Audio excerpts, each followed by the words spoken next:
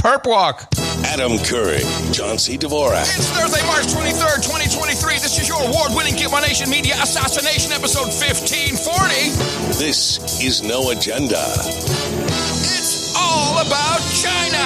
And broadcasting live from the heart of the West Indies, Montego Bay, Jamaica, in the morning, Mon. I'm Adam Curry. And from northern Silicon Valley, where we're celebrating National Puppy Day and the 20th anniversary of the Iraqi War. I'm John C. Dvorak. It's Crackpot and Buzzkill in the morning. Wait, the 20th anniversary of what? The Iraqi War. Oh, man. Who is calling you? Take it off the hook. It's like you have a little thing, like, in the morning you're going to do your show, you get everything ready, you get your clips ready, take the phone off the hook. Hello? Oh, my goodness. Oh, it's for Spectrum. It's a courtesy call. It's a courtesy call. You haven't paid your bill. I got that one yesterday, too. We don't have Spectrum here. In the morning to you. In the morning to you. Hey, so of course it's a show day, and the TikTok hearings are underway, and you need to turn your speakers down just a little bit. What a crock. Well, there's a couple of... Can you turn your speakers down? They're really loud. Yeah. I get this. It's nothing I can do by my brain. Oh, okay. I actually have to grab the mouse. You have to implement something. Well, yeah, this is not a good look, of course. The CEO is a Chinese guy. It's like I listen. He seems like a nice guy. He seems like a great guy, and his English is great. I don't know if he's Chinese. I don't know if he's Chinese American or no. It's not. It's not too bad. But it's just he has complete command of the English language, but it's just not a good look. Everyone's there like, "Whoa, Chinese Communist Party!" Look at the guy. He looks like a Chinese Communist Party guy. You just can't help it. This is complete mind control. And of course, the Chinese communist people, if you start seeing these, they don't smile as much as this guy does. No, that's true. They're not a smiling group that's CCP people. No, but you know how it goes. They grimace. I mean, this is a racial hearing. It's a racial hearing. And of course, social media stocks are up. It's all show. Yes, social media stocks are up today, of course. And even C-SPAN is all over this. And this popped up this morning, as No Agenda Nation is, of course, everywhere. What's not clear to me is if any of that is still happening.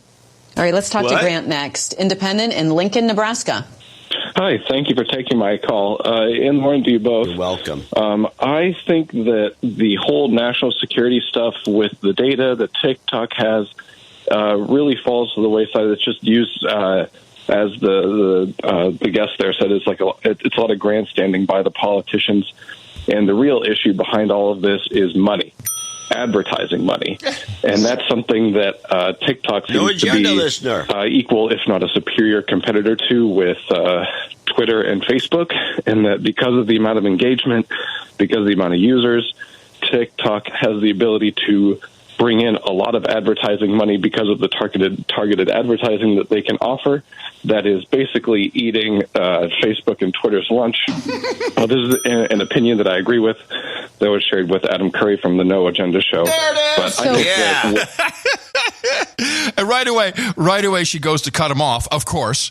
But here's the interesting thing: the girl you heard at the beginning, and I say girl because she's a girl, is the technology reporter from Axios. And she agrees. Well, this is an opinion that I agree with, that was shared with Adam Curry from the No Agenda show.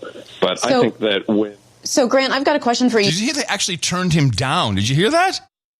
The No Agenda show, and they turned his volume down. You can actually hear it go down as she's told to interject. Well, this is an opinion that I agree with, that was shared with Adam Curry from the No Agenda show. But I think that So, Grant, I've got a question for you. Do you not think... so much. They turned him down. It wasn't that much. So, Grant, I've got a question for you. Do you not think it being owned by a Chinese company is a national security issue at all? I think it's an issue, but I think that it falls second to the amount of money that can be made in advertising.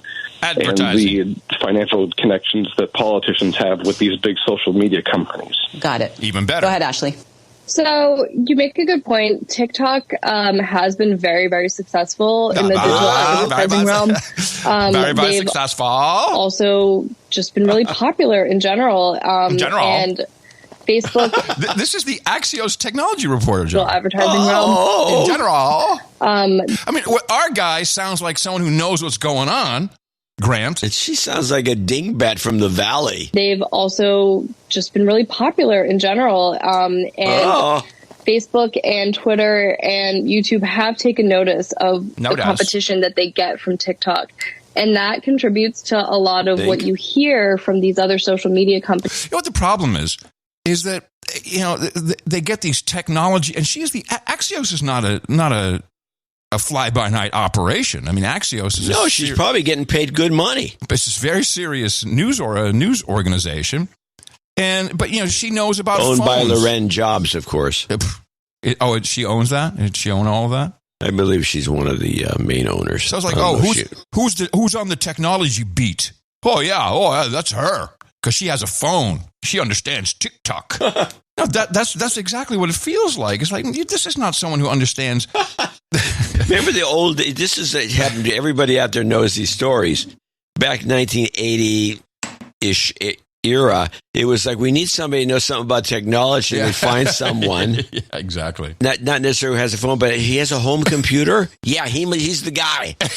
Make him VP of technology. He's got a home computer.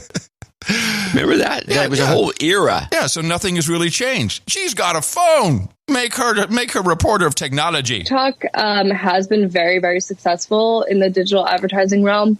What is digital advertising realm? I mean, can't you just say they've been very successful? They've done $7 billion in advertising, and they're poised to do more. That's a report. No. The advertising realm. They've also just been really popular in general. And say what? That's cop speak. It's like you add a bunch of words you don't need. Yeah, right. It's not a professional writer. Good point. Oh, you make a good point. TikTok has been very, very successful in the digital advertising realm. They've also just been really popular in general. And Facebook and Twitter and YouTube have taken notice of the competition that they get from TikTok. And that they have taken notice of the competition. Really, technology lady, they have taken notice. Is that your analysis of the situation? And Facebook and Twitter and YouTube have taken notice of the competition that they get from TikTok. And that contributes to a lot of what you hear from these other social media companies. They may, place ads behind other groups that they're secretly funding or not so secretly, saying TikTok. What is she saying? And by the way, Axios, hire Grant. Grant is the guy you want on this beat, not this dingbat. And what is this? What? Wait, what is she? What? We're going to go back. I know. We're going to listen again. Facebook and Twitter and YouTube have taken notice of the competition that they get from TikTok. And that contributes to a lot of what you hear from these other social media companies. They may, place ads behind other groups that they're secretly funding or not so secretly, saying TikTok is a national security threat. Oh, what she's saying is that YouTube, TikTok, and Twitter and Facebook and who've taken notice are placing ads saying that TikTok is a national security issue. So, which is called lobbying as well. I mean, that they're or she said groups that they're secretly funding, which would be a lobbying group, for example. Yes. Oh, well, okay. Pressure group. Well, she rises. NGO. She rises in my esteem all of a sudden. And YouTube have taken notice of the competition that they get from TikTok, and that contributes to a lot of what you hear from these other social media companies. They may, place ads. Now, this is interesting. She says she hears from these other social media companies because it's her beat.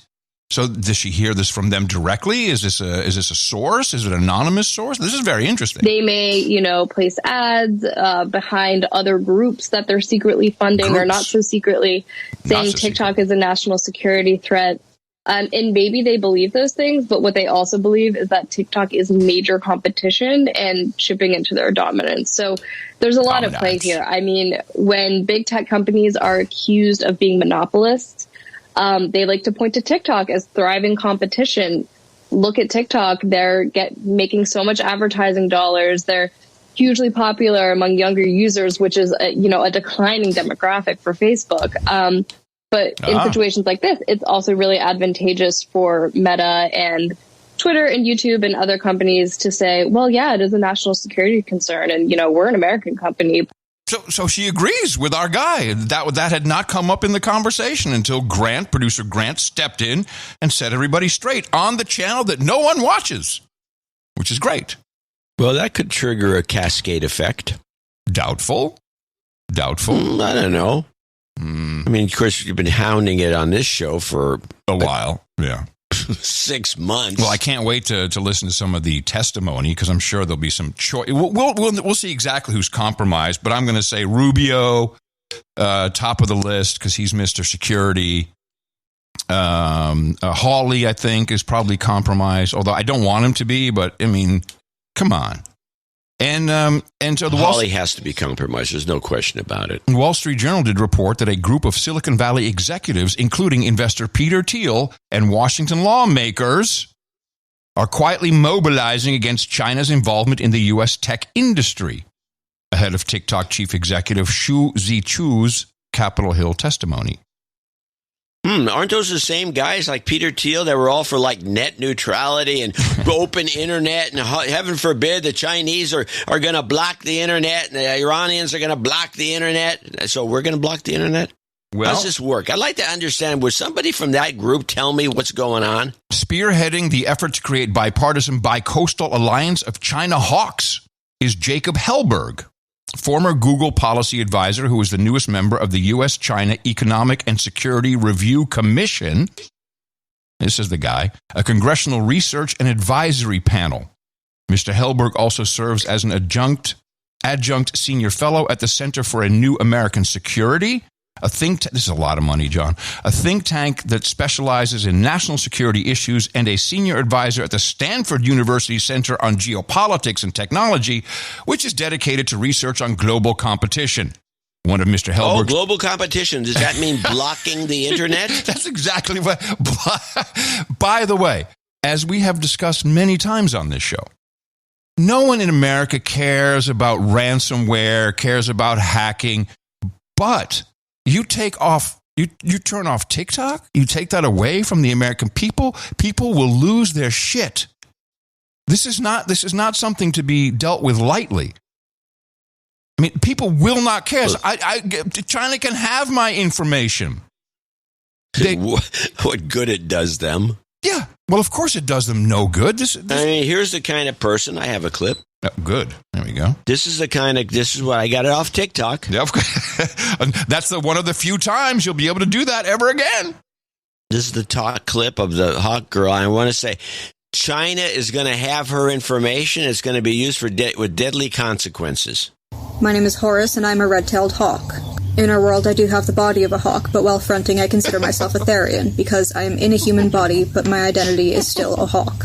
Not all animal alters will identify this way, and I am, in fact, the only animal alter in our system who does identify this way. I am doing my best to come to terms with living in a human body. Talk. TikTok. Oh, boy. There you go. Now that's going to submarine the American way. Please. Once China gets the information on that chick. Take her. We sacrifice her, China. You can have her. We want to keep TikTok. Just give it to her. That's so phenomenal. I love it. It is so embarrassing that these lawmakers, elected officials, are going in on this. And I heard a little bit of the testimony this morning. They're talking about things that Facebook, or Meta basically, and Twitter and Instagram, they do this. They are the ones that build profiles. They just don't have the best profiles anymore. They have, go ahead, look at YouTube. It's all... Well, hold on. They may or may not have the best profiles, but does anyone think people like that TikTok has better profiles? They got nothing.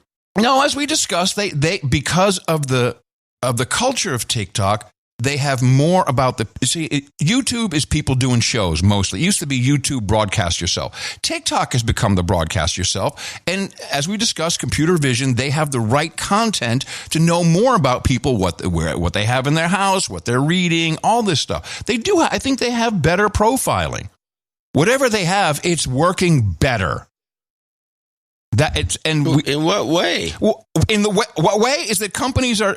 We've read email after email of companies saying we're moving all of our advertising to TikTok. That's the better way. Who cares how?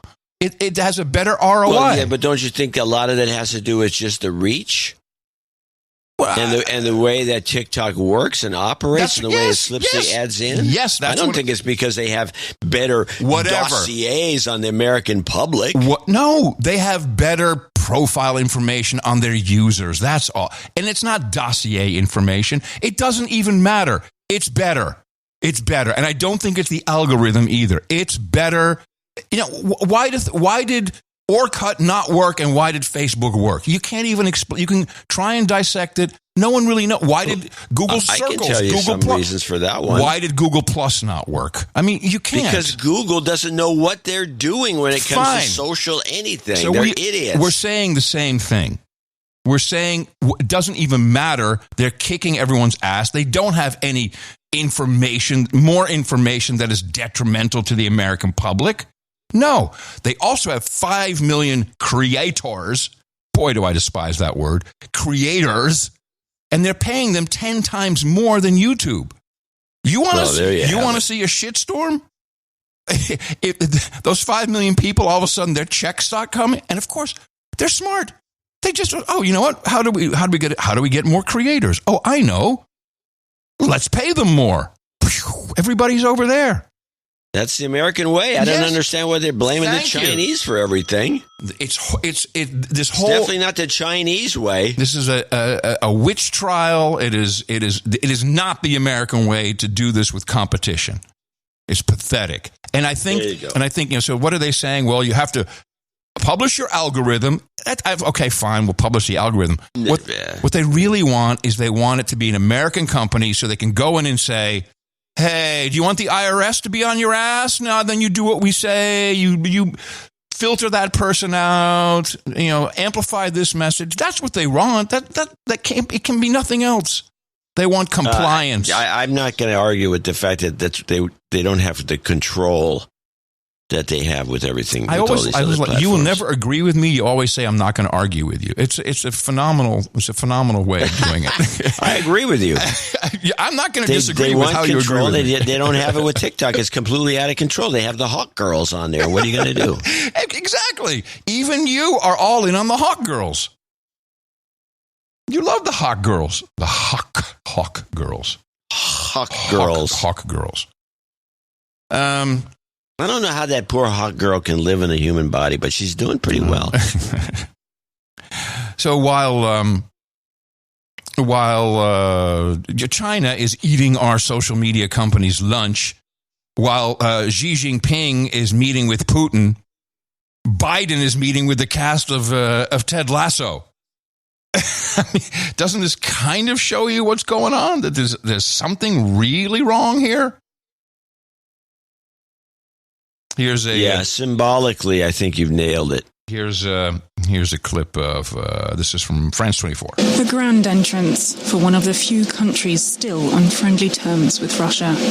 China's president. One of the few countries on friendly terms with Russia? I'd say there are quite a few who are on friendly terms with Russia. Yeah, there's the BRICS. Yeah, there's quite Brazil. A few big ones. Big ones even. Yeah, this is bullcrap. India's very good terms with Russia. They're buying their oil left and right. There's also South Africa. It's part of the BRICS. Yeah, this is total. What are they talking about? Yeah. Still on friendly terms with Russia. China's President Xi Jinping was at the Kremlin on Tuesday to meet with President Vladimir Putin. He's an increasingly isolated figure on the world stage since launching his war in Ukraine. We are each other's biggest neighbor. We are also comprehensive strategic partners. For years, our relationship has withstood the test of various changes and become firmer as time goes by. Xi declared China was neutral on the invasion, and the two leaders discussed Beijing's peace plan to end the war. A proposal written so far without input from Ukraine and dismissed by the US for cementing Russian gains and giving it time to regroup. As well as diplomatic ties, they strengthened economic ones, with a close to finalized deal that would see Russian gas transported to Asia. The Power of Siberia Pipeline 2 won't come online until 2030, but could render any further European sanctions on Russian gas far less effective. It's part of a wider push for the two countries to work together. By combining our rich scientific potential and industrial capacity, Russia and China can become world leaders in information technology, network security, and artificial intelligence. Russia and China released a joint statement affirming that the strengthening of their ties is not meant to be confrontational to other countries. A cold comfort for Ukraine and its allies.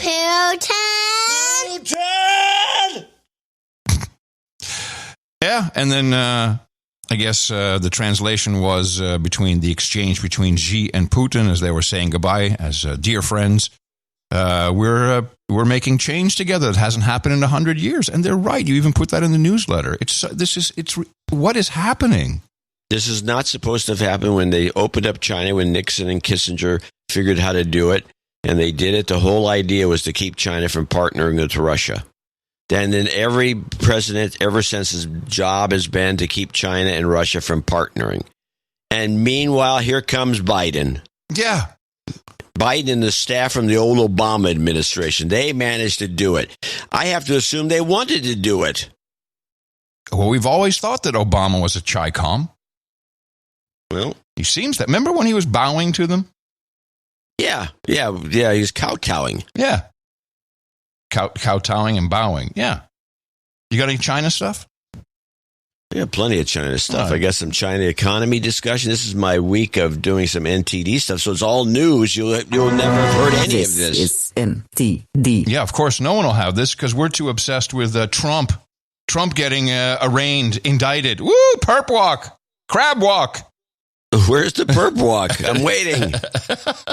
All right, let's go to China economy discussion. Ooh, okay. NTD to the rescue. Antonio's kind of zooming in on the economy. It seems with this Xi and Putin meeting especially, right? China's been doing this diplomatic dance in a way. They have been helping Russia economically. But with those sanctions or even secondary sanctions that could be levied on China, it seems China's own economy has been taking quite a hit. You have a piece out recently called China's Economic Recovery is Uncertain. So what are you seeing in that aspect? So while the rest of the world is raising interest rates to combat inflation, China keeps cutting rates, cutting reserve requirements because they're trying to free up liquidity in their banking system, in their financial system, increase the quantity of cash that's available to expand the economy. Now, this is a very, very unsound way to expand the size of the economy, and it has to be paid for later. So China already has debt equivalent to 300% of GDP. Its debt is just growing. So I see the Chinese economy really struggling this year. The other issue is that demand for everything is still down in the rest of the world. The rest of the world is still facing essentially somewhere between a recession and stagflation that's keeping consumer demand down. So Chinese products aren't in demand as much abroad. A push for nationalism within China is driving a lot of foreign brands out of China. They're not making the money they were making before. General downturn in the Chinese economy. They could never get the consumers to consume in China the way that they did and the way they do in the United States.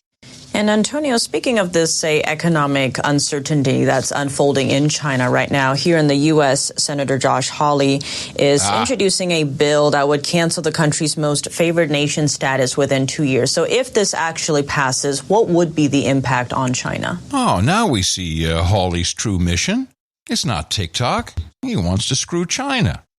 Yeah. That's what he wants. Yeah, and this most favored nation things comes up in the conversation here and there. I've heard it a few times that they're trying to pull this one. Let me ask you a question. In that report, they're talking about, they'll never get any country to consume like America does. Will we just stop consuming the Chinese products? I don't think so. I mean, does that stop overnight? Or what's their new market? Well, the problem is, this negative report is one of the few you'll ever hear because everybody else still extols the virtues of Chinese productivity and the fact that they can crank their manufacturing capability in particular. But this report's the only negative one I could find. But it may have there may be something to it. The problem is that the Chinese have got their fingers in everything. You can't really build anything without Chinese components you can't buy a camera that's not made in China. The Nikons and Canons. How about the best phones? Quality. How about the phones? And all the phones are made in China. Yeah. And half the computers are made in China. Dell's got a factory over there. They make the computer.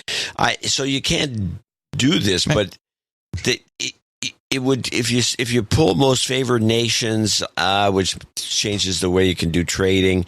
It's possible that over the next decade, we may be able to extract ourselves from China. Some people, I don't even know if it's... But even Walmart has Walmart's all Chinese stuff. Exactly. Everything that goes to Walmart, it comes from Wuhan. So, I don't know. China's dependent on us, and we're dependent on them, and I don't understand why we can't get along. But, as they might say, let's try clip 2. Maybe more things will come out of it.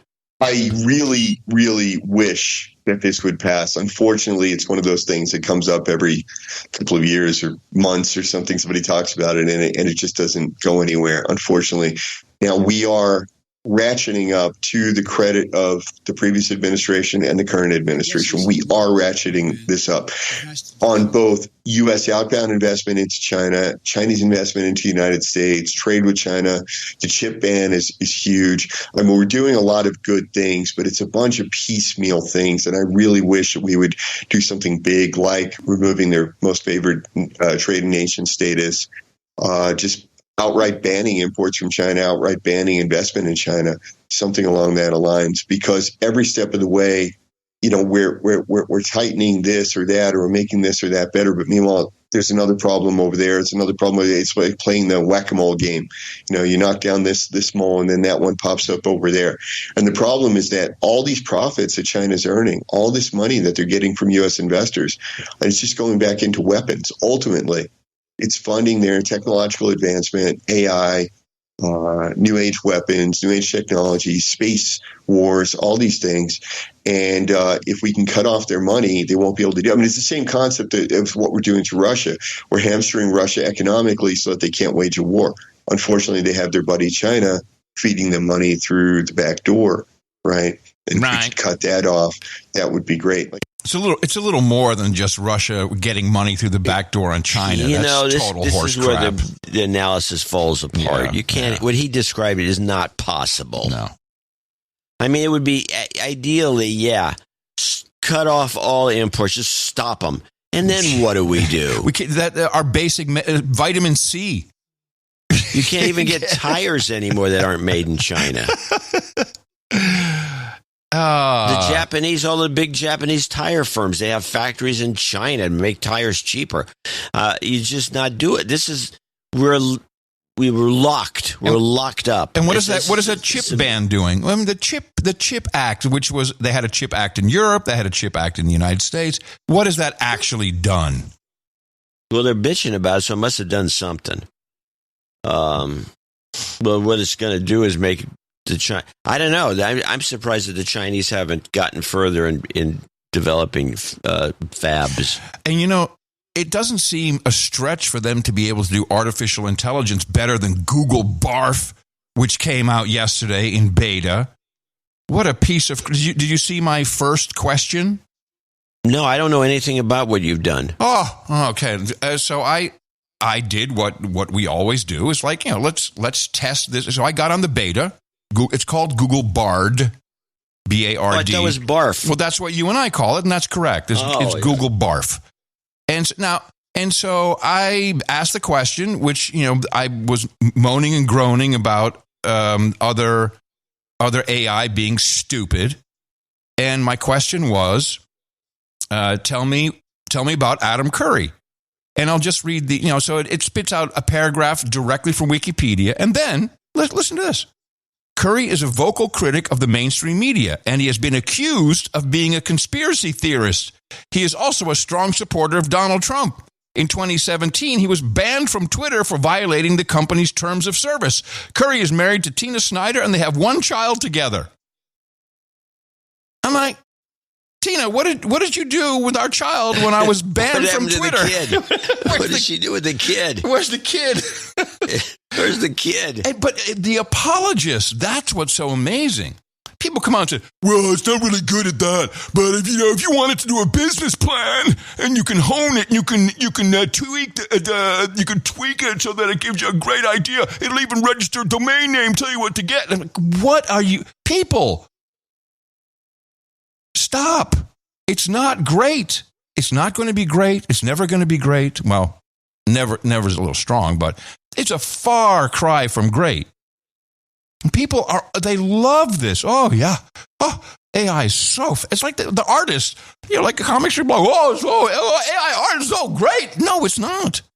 And people are not, we don't remain stupid like this. We, as humans, our brains are also evolving, and we get I can now detect AI, deep fake video, deep fake audio. Our own brains are also training to outwit the AI. I do not believe that AI will outwit the human beings. Long term, our brains continue to evolve. There's also it's going to be difficult to outwit the lawyers. Yeah. At some point, this is plagiarism. This is copyright violations left and right. No one's really addressed this too much. But this thing is doing illegal work. And more importantly, they have no way to fund it. This is very expensive stuff to run. You need ASICs, special ASICs. They would have to basically get rid of all their YouTube ASICs, and you've got to get AI. This is very, very expensive. The cost of running AI queries is you're going to have to charge people. I don't think that you can offset this with advertising in an ad market that is so bad that Mark Maron has to now pretend let me tell you about how I work with advertisers. It's very interesting. You see this?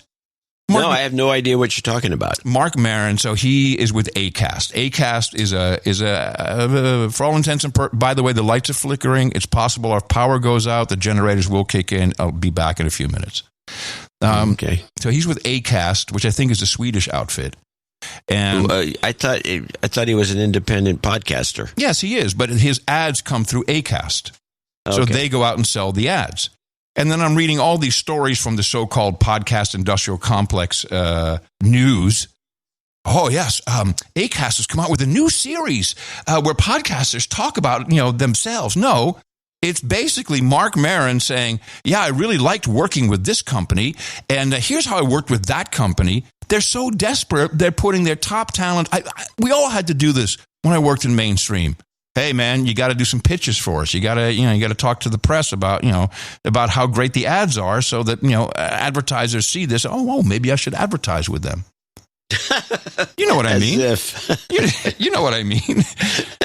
So they're not going to cover it with ads. The ad market is soft. It's down. It's a problem. The economy is not making it easier. You cannot fill this hole. I should mention, when it goes down like this, because it did this at the .com crash, if you recall, in the year 2000, the ad market collapsed, and it takes about 2 years or more to recover. It may even take longer on this one. This may be a doozy. I don't know. Everyone's battening down the hatches in case people hadn't noticed. Well, people are moaning and all the advertising-based podcasters are moaning and groaning. All of them are moaning and groaning. Crying. Existential, I hear. Existential crisis. Existential, the ad market. Yeah. I can't buffalo my listeners anymore by reading ads. Thank God for value, man. We made a smart choice. By accident, but we still made a smart choice. We couldn't get anyone to add. I don't think it was by accident. No, I think it was done purposely. No, but I mean, we figured out that there was a real business model. We said, hey, you've got to support us, otherwise we can't do it. We were like, hey, we're not going to do this if you don't support us. And then people did, and then we figured out, oh, wait a minute, if you really open it up and don't try to be a Patreon or don't try to force people into the Silicon Valley model of $5. No, please, whatever it's worth to you, whatever the information is, whatever the value is that you get. Yeah, the variable donation, I think, is the key to success that people don't understand. And people are embarrassed to do it. They can't bring themselves. Well, that's the worst part. Yeah, well, golly, I don't know. I don't like taking checks. A tip jar, would that work? Is that okay? I just put a jar out there. Maybe somebody puts $1 in there and asks me to play a tune. Tip jar. Oh, man. So one of the interesting things about this Xi and Putin meeting is that out of it came an idea of, maybe we seek some kind of peace with Ukraine. Maybe we can work some stuff out. And Xi, who, by the way, I think, he traveled to Moscow. That's a big deal. He went there. He went to see Vlad. Say, hey, man, we can fix something. We can figure it out. And so some ideas, leaked out, kind of floated, and like a ceasefire to figure some stuff out. Oh, we can't have that, says John Kirby. That if coming out of this meeting, there's some sort of call for a ceasefire, well, that's just going to be unacceptable, because all that's going to do, Mike, is ratify Russia's conquest to date. All that's going to do is give Mr. Putin more time to refit, retrain, reman, and try to plan for renewed offensives at a time of his choosing. I'm sorry? Doesn't that his logic apply to Zelensky and the Ukrainians?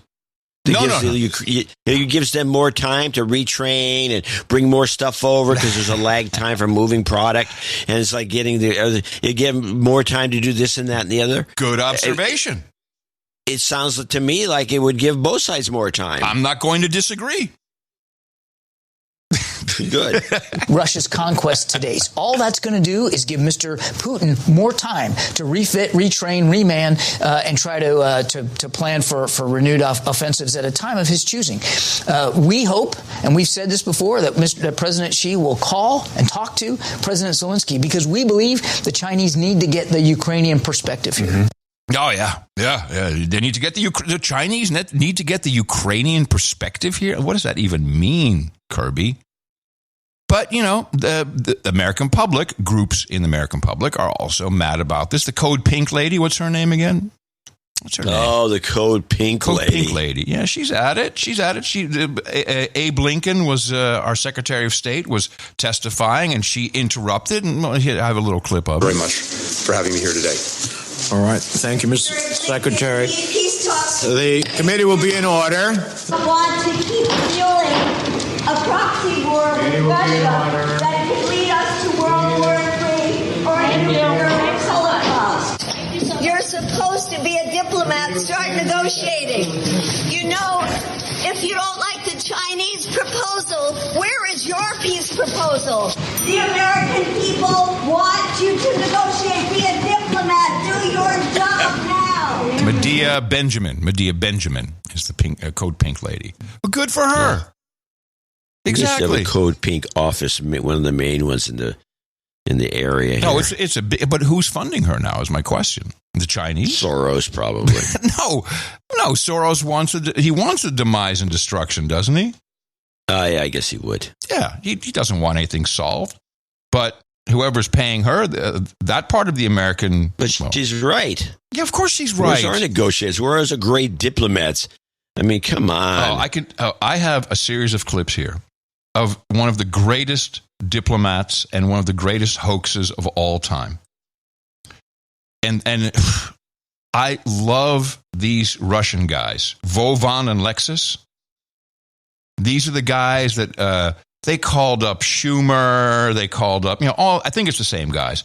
All these idiots, and they pretend to be, these hoaxers, the hoaxers guys, the hoaxers, the phone pranksters from, hey, check the calendar, it's 1960. Yeah. Yes, well, they pranked Fifi Lagarde, and they didn't just prank her; they did a 20-minute Zoom call with her and recorded the Zoom call. Oh my God! And pretending to be Zelensky. So they had video, I presume. Does one of them look like Zelensky? Well, so we only see her. We only see her side, and we hear his voice. But it's kind of cool because even starting off, I got to play these clips for you. Even at 20 minutes, I'm just going to pull a few of the gems from this thing. So before, and she's at home, clearly, she's got her office set up, and she's got, I guess her grandkids drew something. She's even got a little peace sign up in the bookcase. I'm sure that TikTok would have a dynamite time analyzing her office. And so so as the call is coming, and it just shows you how dumb these people are. These people are so stupid.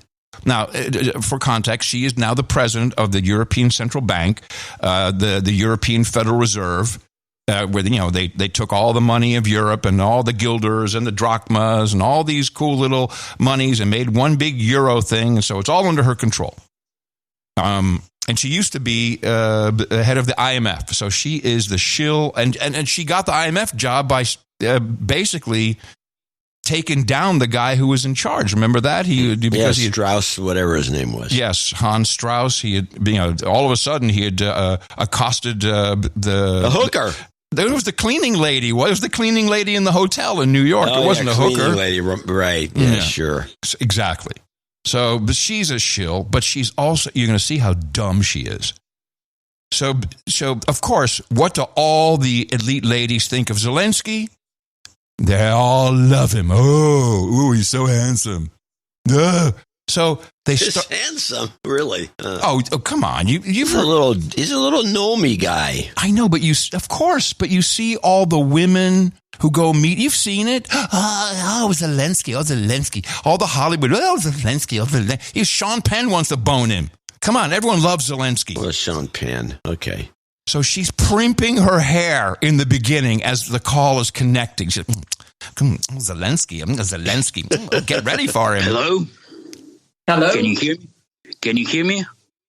I can hear you very well. Okay, Madam President, I'm glad to see you, glad to hear you. I'm concerned. I think he kind of has the voice down. I think that's pretty good. Right away, I'm not liking the voice, but it's probably good enough. I wouldn't have bought it, but again, she's stupid. About the economic situation in Europe, that assistance to Ukraine depends on it, and some countries are already openly saying that internal problems are more important to them.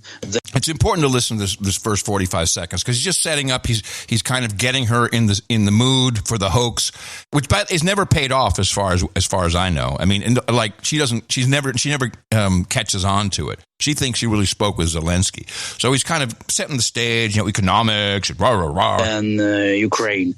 So I just would like to ask you how the things in Europe as a whole. How did the crisis hit? So what is your position? Where we have an issue is on inflation because of the bottlenecks that have survived the end of COVID. We are seeing prices that have initially gone up only in the area of energy and then gradually through fertilizers, in particular to food, and now on a much broader basis. So the inflation that we had hoped would be transitory has continued much longer than thought. By the way, a couple things. First of all, she says, coming out of COVID, we got inflation. She doesn't say because of Vladimir Putin cutting off the gas to Europe, which is the lie that all the politicians tell. So she doesn't say that. She has her own bullcrap reason, because of COVID. And at a much higher level than expected. Mm-hmm. So as a result of that, all central banks, and the ECB is no exception, have to take measures in order to reduce inflation so that people do not suffer from high prices and we have a more stable economy. Okay, so that's just a setup. So she's in the mood. Now, he's going to, say, hey, well, how are you coordinating? And just listen to where she takes it, how she feels. What is the true solution to Ukraine's problems? And the question is, how do you think, what is your colleagues from FIT think about that? Do you have a conversation with them?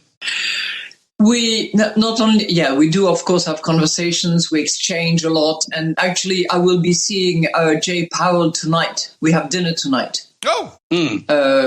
We have a meeting of the Bank of International Settlement in Basel, and I'm having dinner with him tonight. Yes. So, yes, we do talk a lot. Yeah, we coordinate. But, President, whatever is the coming out of this situation, who wins, who loses, in a way is irrelevant. What matters is that Ukraine, at the end of the day, wins. Mm-hmm. So I take the very simple view that those who have the biggest gun, at the end of the day, win. Oh my God!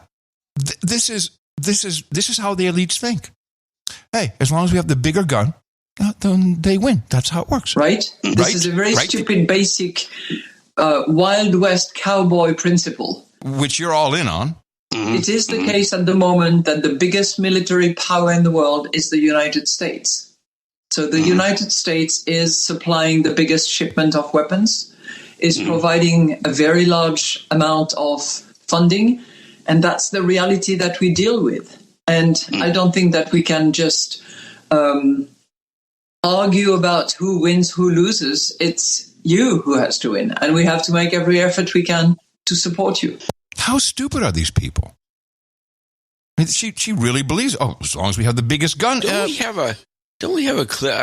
Can't isolate this clip, but didn't we have a clip where we're going to fight this until every Ukrainian's dead? Who said that? There was something this war is going to go on until the last Ukrainian standing. I don't remember. Basically, it was like this is going to go on until there's no Ukrainians left. They're going to all be dead. It's just like that was the essence of it. They weren't saying that. I wish I knew what clip that was. I can't find anything under Ukraine and dead. You guys. It reminds me of Mad Magazine or something. Some of these crazy, everyone's dead except one guy. Well, what we know is that the U.S. has always said, as long as it takes, which doesn't seem to be the fact. Okay, so the final clip. Now, Vovan and Lexus are going all out. And I cannot, this woman is so dumb. And they throw jokes in here. This guy is so good. So now he's going to, first of all, he's going to suck up to get her all ready. They're really smart how they do this. Suck up to her, tell her she's beautiful, smart, whatever.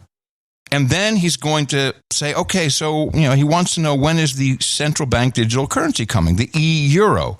And she unpacks. Okay, let's stop to talk about sad things. I'm really glad to see you, and I see you, and I'm glad to see a smart woman at this position, and I think that you're pretty nice. I have a question about how easy is it to hoax these people? I think you're pretty smart. I'd love seeing a smart woman in your position. Ask me anything. I'm also a good user of electronic money. So my question, you're introducing the electronic euro, as I know. Yeah. So how can switching to an electronic currency help? Well, two things. Number one, it will be decided in October. So there you go. October, Europe. We are preparing the ground. We want to be ready. We want to be trained, but it will not be decided until October. Everyone's got to be trained on how to do it. You got to be trained. Woo, it's like a barking seal. Well, but it's really about training the European people, and you'll hear that. That's what I'm talking about. Those are the barking seals. Who else am I talking about? We are preparing the ground. That's what I'm looking for. We want to be ready. We want to be trained, but it will not be decided until October 23. Mm-hmm.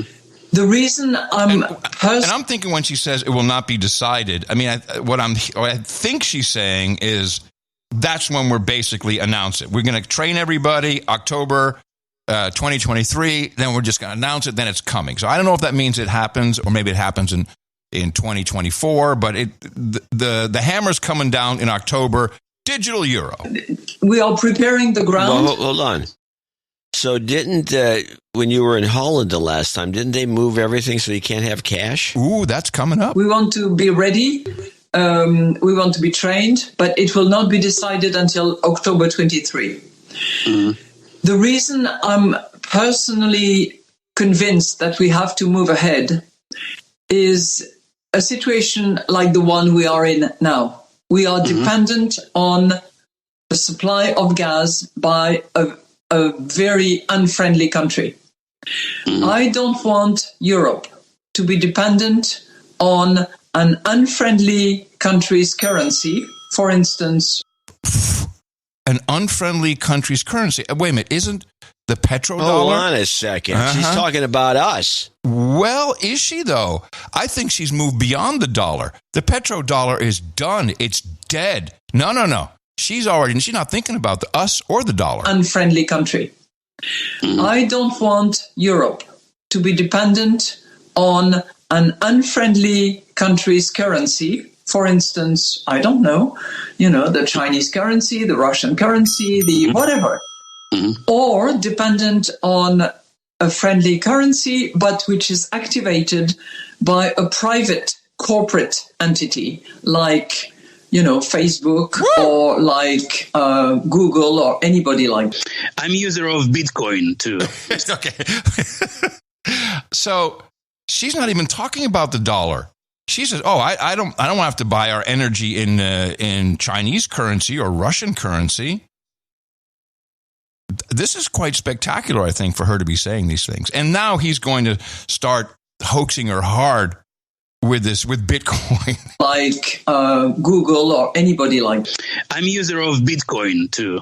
So I had bought it when it started. And I hope that it also will work through the special system. And I know he's trying to goad her. She's not going to take the bait, but we'll see what happens. There are many protests in Europe against the electronic euro. What is the reason? It's the beauty of Europe. It has different positions. It is the beauty of Europe. We can control them all. It's the beauty of Europe. It has different positions. If you ask in Northern Europe, for instance, in the Netherlands, they're quite happy to see the e-euro coming. Yeah! Give us the e-euro. We love the e-euro. Bring it to us, please. If you ask a young German man, he'll say, yeah, fine. Jawohl, it's good. As I said, I don't want Meta, Google, or Amazon to suddenly come up with a currency that would take over the sovereignty of Europe. See, this is the second time she said this. What is happening at Google and Amazon and Facebook, Meta? Is she maybe offhandedly but refuses to say that, and she's referring to Musk and his X project? Well, that's the one she doesn't mention. That's why I know. Maybe is that possible that she's beating around the bush and doesn't want to mention it? I'm all in on that because she does not mention it at all. And that's the one that's coming the closest. And that's the threat. I don't want a foreign currency to become the currency of trading within Europe. So we have to be ready. No, the problem is they don't want to be controlled. They don't want to... Yeah, but you know what? I love this. Yeah, but you know what? It's like, these are stupid people. We're the elites. We're bigger than them. They don't want to be controlled. They don't want to... Yeah, but you know what? Now we have in Europe this threshold. Above 1,000 euros, you cannot pay cash. If you do, you are on the grey market. So you take your risk. You get caught, you are fined, or you go in jail. But just so you know, in case we hadn't explained it already to you, if you pay over 1,000 euros cash, you're on the grey market. If you get caught, you get fined, or you go to jail. Just so you know, 1,000 euros cash might not have been clear to everybody in the EU. If they catch you, they can throw you in jail. You're on the grey market. 1,000, by the way, that's nothing. Of course not. 1,000 euros. You can't. Yes, it's nothing. It's nothing. And it's about to get better. If you were going to buy like a laptop from some guy, and you wanted to say, I'll take cash, and you give him $1,100 or 1,100 euros. Now you go to jail? Yeah, if you get caught. You're on the gray market now, buddy. You're on the gray market. In euros, you cannot pay cash. If you do, you're on the gray market. You take your risk. You get caught, you are fined, or you go in jail. But, the digital euro is going to have a limited amount of control. There will be control, you're right. Yeah! Woo! You're completely right. Yeah. We are considering whether for very small amounts, anything that is around 300, 400 euros, we could have a mechanism where there is zero control. Hello, slaves. 300 euros on your euro and you won't be controlled. Anything under 3, maybe 4, maybe if we're nice to you. But otherwise, anything over 3, we're going to control you. But that could be dangerous. Oh. The terrorist attacks on France back 10 years ago were entirely financed by those very small anonymous credit cards that you can recharge in total anonymity. So what she's really saying is, right now the idea is we're going to present it as 300 or 400 euros and you won't be controlled, it won't be registered. But terrorism, so we're probably going to have to control it all. But we'll convince you later in October. Mm-hmm. Now he's going to hammer it home. The question is now I think that it's a joke, like a joke that the next currency will be firewoods for Europe. Will be what? Firewoods. to hit the. Yeah. So it's like a joke. It's like a joke from Russian side. That they can get lost. These guys are my friends now. I love these guys. I'll give you a clip of the day for that find. Thank you very much. Clip of the day. It's quite telling how the elites think. Yeah. And she's the Jay Powell of Europe. Yeah, she is. Well, meanwhile, of course, we have this little story, which is not being played at all. And expected. This going along as expected. Play this one. This is a Ukraine clip. This is IMF in Ukraine. Ah, yes. I just read about this morning. The International Monetary Fund, or IMF, is offering the country a 4-year financing package worth roughly $16 billion. The IMF said on Tuesday they have reached a staff-level agreement with Ukrainian authorities. The agreement must still be ratified by the IMF's executive board.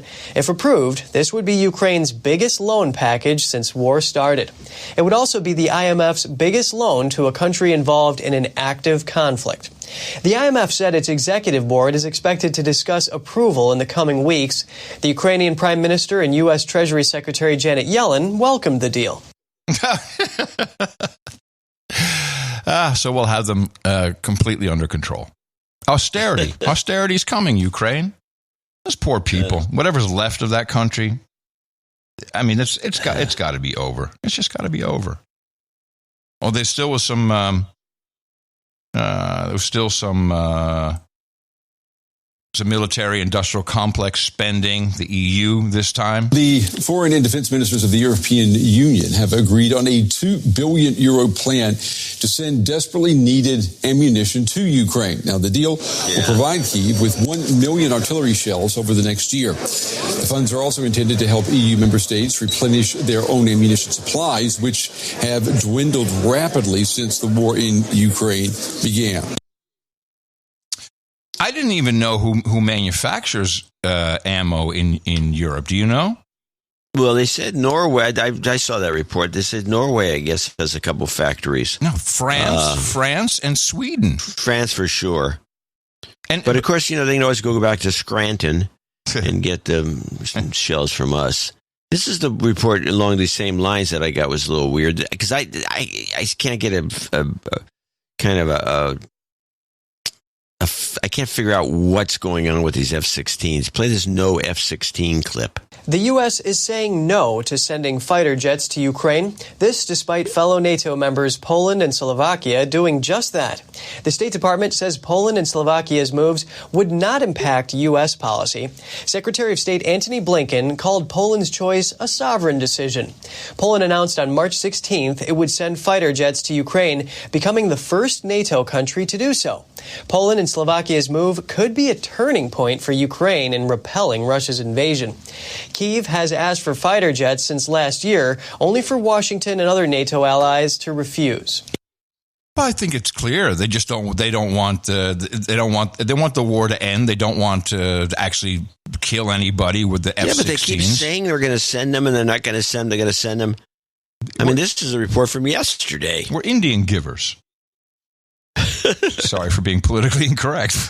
No, we don't want to give them it. We just don't want to give it to them. Let Europe do it all. Well, you got joint strike fighter. Well, we don't want to. Well, the jets are just going to get blowed up by the Russians, so it's going to be a total waste of money. His shell is a little different. You can, a million shells. So what? Well, listen, a million shells?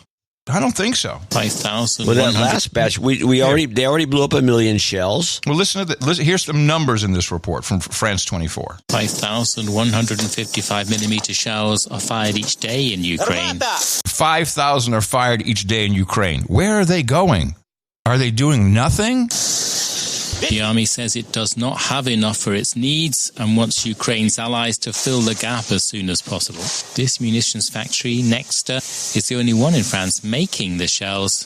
They cost 4,000 euros a piece. Weekly output comes to around 630 shells currently. They were turning out 400 a week before Vladimir Putin's full-scale invasion of Ukraine began over a year ago. The slightest error during the manufacturing process... So it would take them 9 weeks to come up with their daily allotment? A week before Vladimir Putin's full-scale invasion of Ukraine began over a year ago. The slightest error during the manufacturing process can prove fatal on the front. No kidding. The shell has to be perfect. Otherwise, with the speed it goes, it begins to vibrate and won't travel straight. It could go in all directions. It won't have any precision. French authorities want to regroup manufacture of all shell components to France, including this powder used to fire the shell. Supplies over the last 15 years have come from Sweden, but from next year, the powder will be produced in the Dordogne in France's southwest. A central part of quality control is X-raying each shell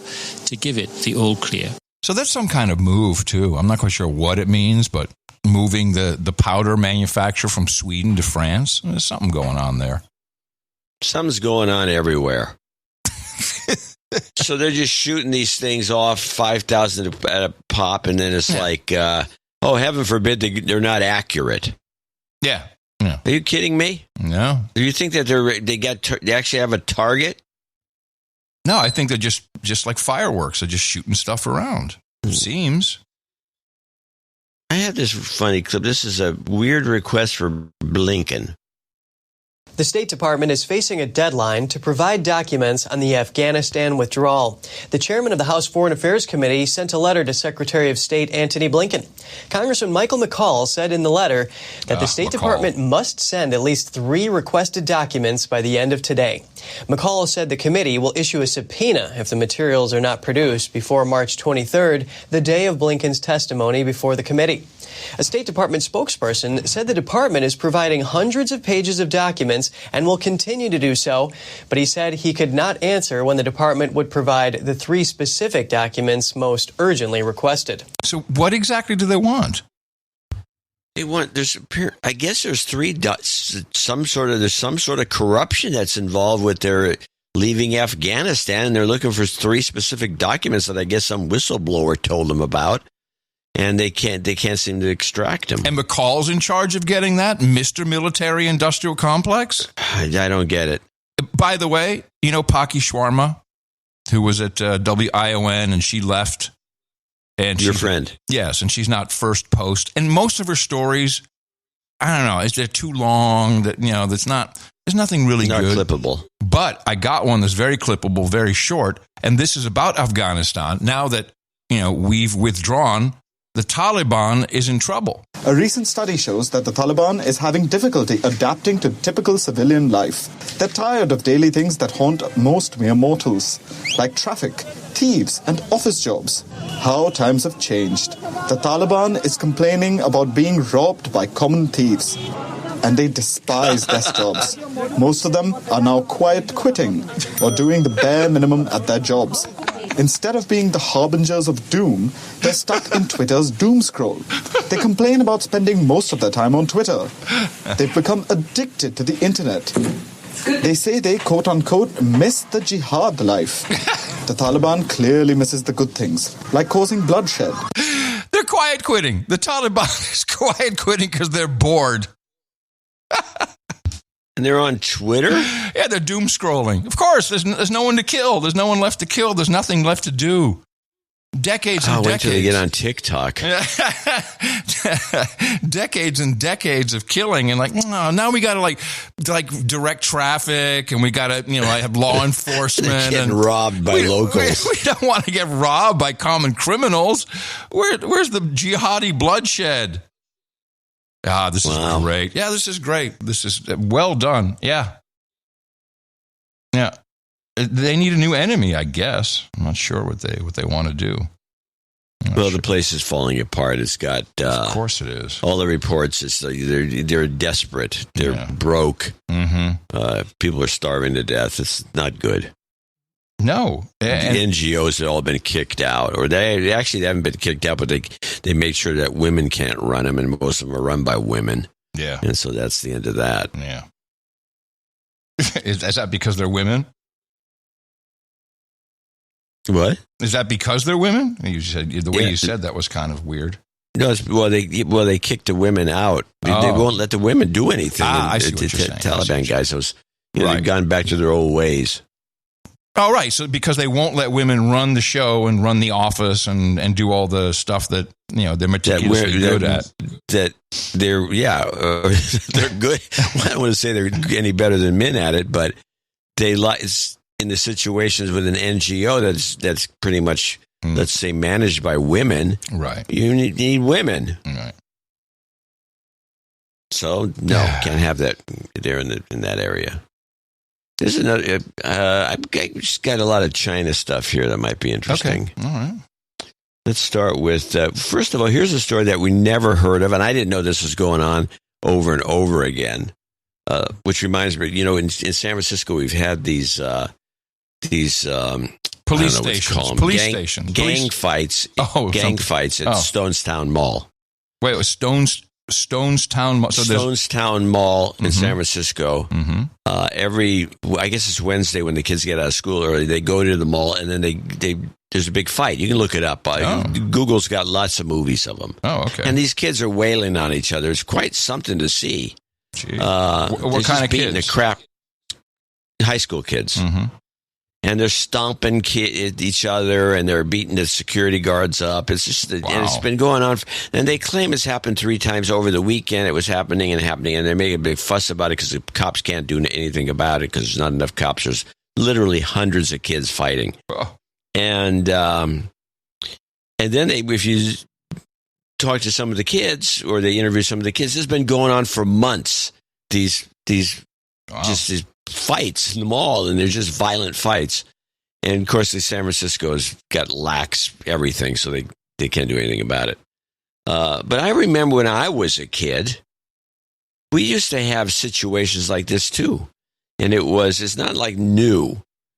In fact, in the olden days, during the Alameda County Fair, on July the 4th, every single year when I was in high school, a riot would break out at the fair between Mexican gangs. Oh.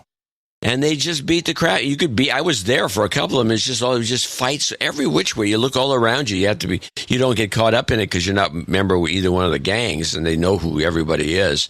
But it's just like these kids, they really have to be policed. Now, are there particular identifiable gangs? Because you say, when you were a kid, it was the Mexican gangs. Are these identifiable? These kids who are gangs and beating up on each other? Like if they were wearing specific colors? No, they just knew who was in their group, and they knew the other guys weren't in their group, and they went after each other. They didn't go after bystanders.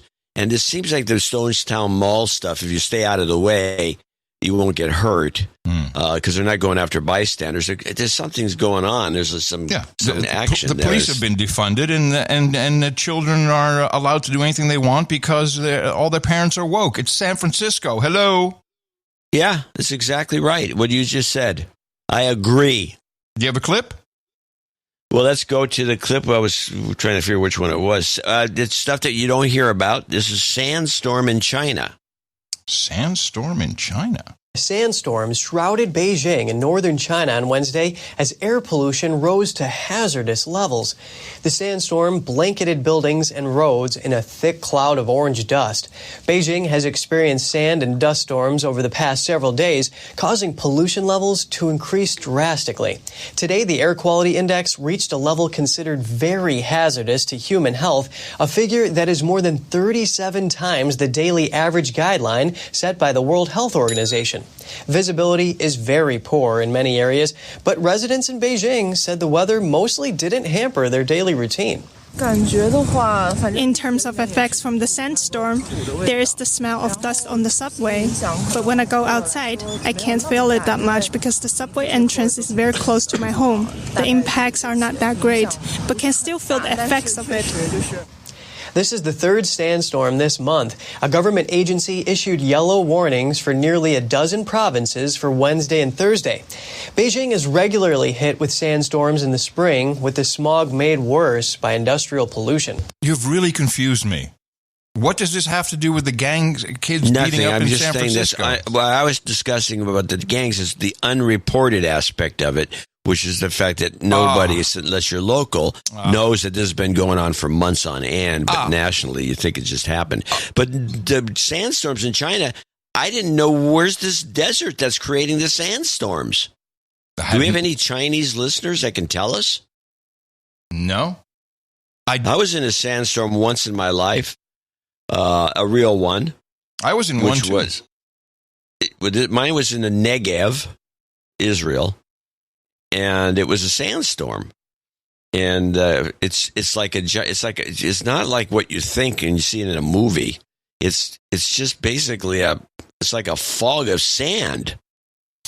I was in the sandstorm when I went to Iraq. We flew to Kuwait City, and we had to we landed, and then we had to wait on the plane for about 45 minutes, I say, because a sandstorm was coming through. And you're right. It's like this big cloud, and then it was just gone. And I went, okay, sandstorm, and we got off, and it was done. Yeah, no, this one lasted for a whole day, and it that's a real sandstorm. Hit Tel Aviv. It was the worst sandstorm in their history. I want to go back to the gangs. I want to go back to the gangs. Oh, okay. Because I have a gang clip. By coincidence, yes. There's big news from New York. And this was completely avoidable. And there are other people. This is not just some stupid kids. Well, it is. But this is something that we talked about maybe a year ago. And now they still don't know really who's responsible and how this can be stopped. But listen to this report.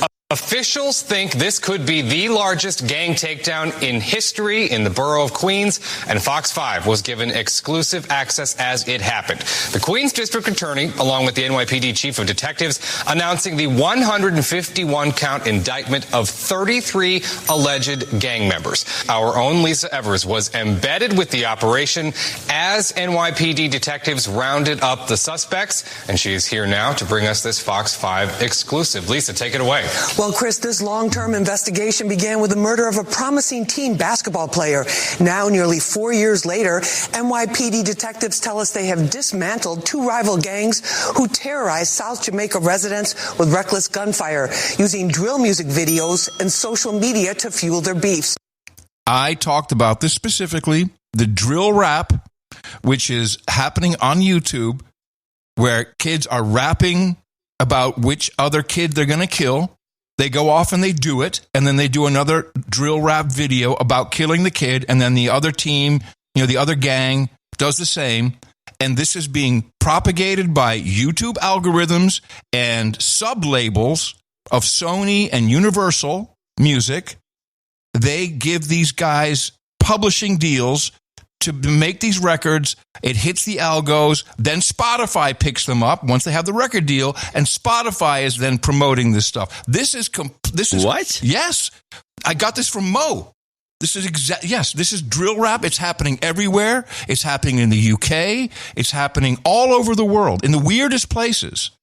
But this is a big thing, and the algos pick up their homemade songs and YouTube videos.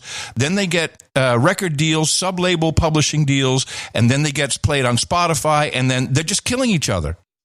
And the whole thing is propagated by Silicon Valley and the music industry. I'm pointing them out specifically. Do you have one example of one kill rap, whatever it's called? Go on YouTube. Go on YouTube. The lyrics are all about who they're killing, who they're going to kill, and then they have the count. One example. Oh my goodness! Just go to YouTube and put in drill rap. You'll get it, and you look at the views. And the algos are picking it up.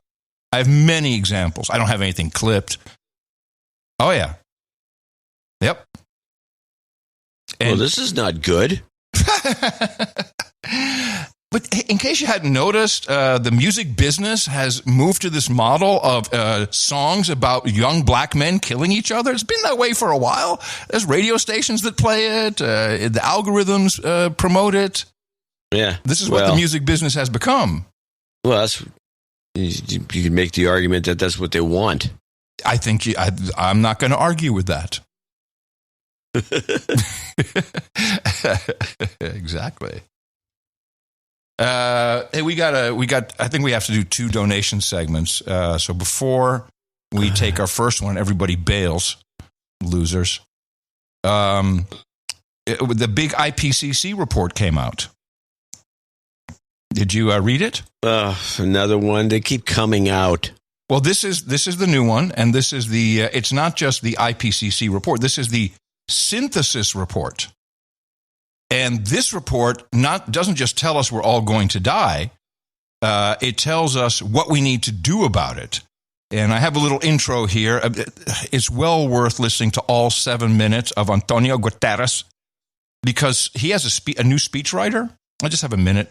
He's got a new speechwriter, and they're just throwing all kinds of cliches into his speech, especially since the guy, he can barely speak English, let alone I'm sure he can't write it. They've got someone in there to just sex it up to no end. Dear friends, humanity is on thin ice, and that ice is melting fast. Oh, good one.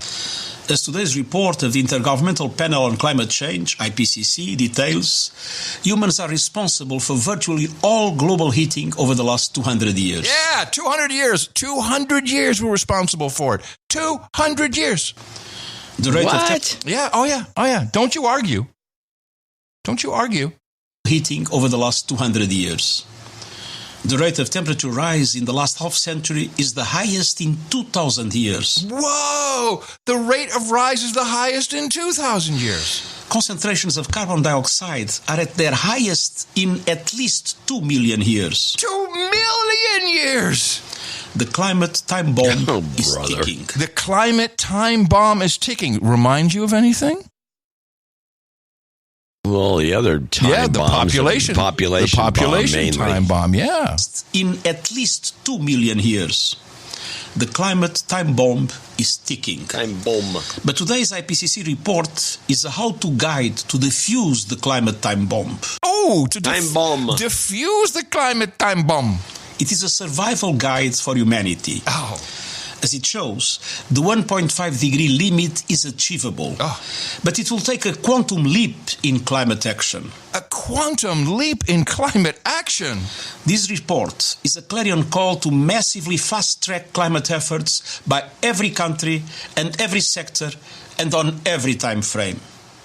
In short, our world needs climate action on all fronts, everything, everywhere, all at once. And he throws a movie reference in there. What? He threw the movie title in there that just won the Academy Award for Best Picture? I knew you'd love it. What a dipshit. I'm telling you, I don't have any more. The whole report is filled with it. It's great. Now, so this report does something very... I'll be back. What does he say that to? Almost. So this report is very specific and very debunkable, which is kind of cool because they have these, 150 years, 200 years, and they show the graphs and they show it moving up, the hockey stick. If anyone's ever listened to the show previously in the past many years, we've played Michael Crichton's videos, who of course wrote State of Fear about how climate activists, created all these hoaxes, blew up, big sheets of ice to try and coerce humanity into jumping on board with their scam. And then he would do lectures everywhere, and then he died. Sadly. Yeah, he died. Michael Crichton, it's Jurassic Park. Died prematurely. Yeah, just suddenly. So here's just one simple way of debunking this hoax, this particular hoax, which are now, because it's these numbers. It's the 2 million years. It's the 200 years. It's all these different years. And this is physicist Brian Catt.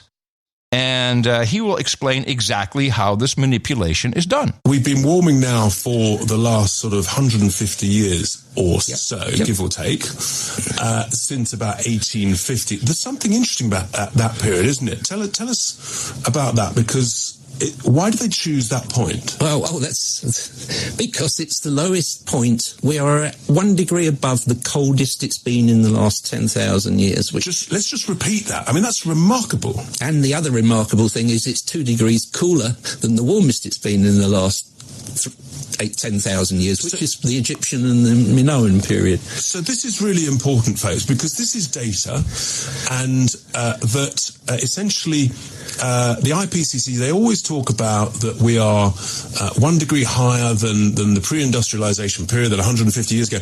But what you're saying, Brian, is that was the lowest point in the last 10,000 years. Correct. So in a sense, that's why we shouldn't be panicking, and that it's been much warmer in 2 or 3 previous periods. Yes, and in the last interglacial, which was 130,000 years ago, when the country is pretty much where it is now, about 50 degrees north from the equator, there were hippopotami and elephants on the banks of the River Thames. That would be quite a sight now, wouldn't it? It would. And it's well known, this is natural history, and it was 6 degrees warmer than it is now. And there were humans wandering around the place, presumably hunter-gathering happily. We're a tropical species. That's how they do it. They just pick a point. Don't go back too far to show you're warming. And that was when it was really cold compared to 10,000 years ago. Yeah. It's called scamming you. It's called a lie. Yeah, but it's a lie. It's a lie. But we just heard the Secretary General of the United Nations saying that we're about to all die. The question is, what's in it for him? For him? For anybody that's on this bandwagon. Money. What do you mean? There's other ways of making money. Well, but this is free. You don't have to do anything. Just read the speech. Yeah, you might have to do a podcast, but there's effort in that. No. Well, it's just money. It's just a grab. Just a grab.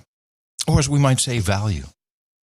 Then with that, I'd like to thank you for your courage. Say in the morning to you, the man who put the C in cop speak. Ladies and gentlemen, please say hello to my friend on the way other end, Mr. John C. Dvorak. Well, in the morning to you, Mr. Adam Curry. Also in the morning to all ships at sea, boots on the ground, feet in the air, subs in the water, and all the dames and knights out there. Let's take a look at our troll room.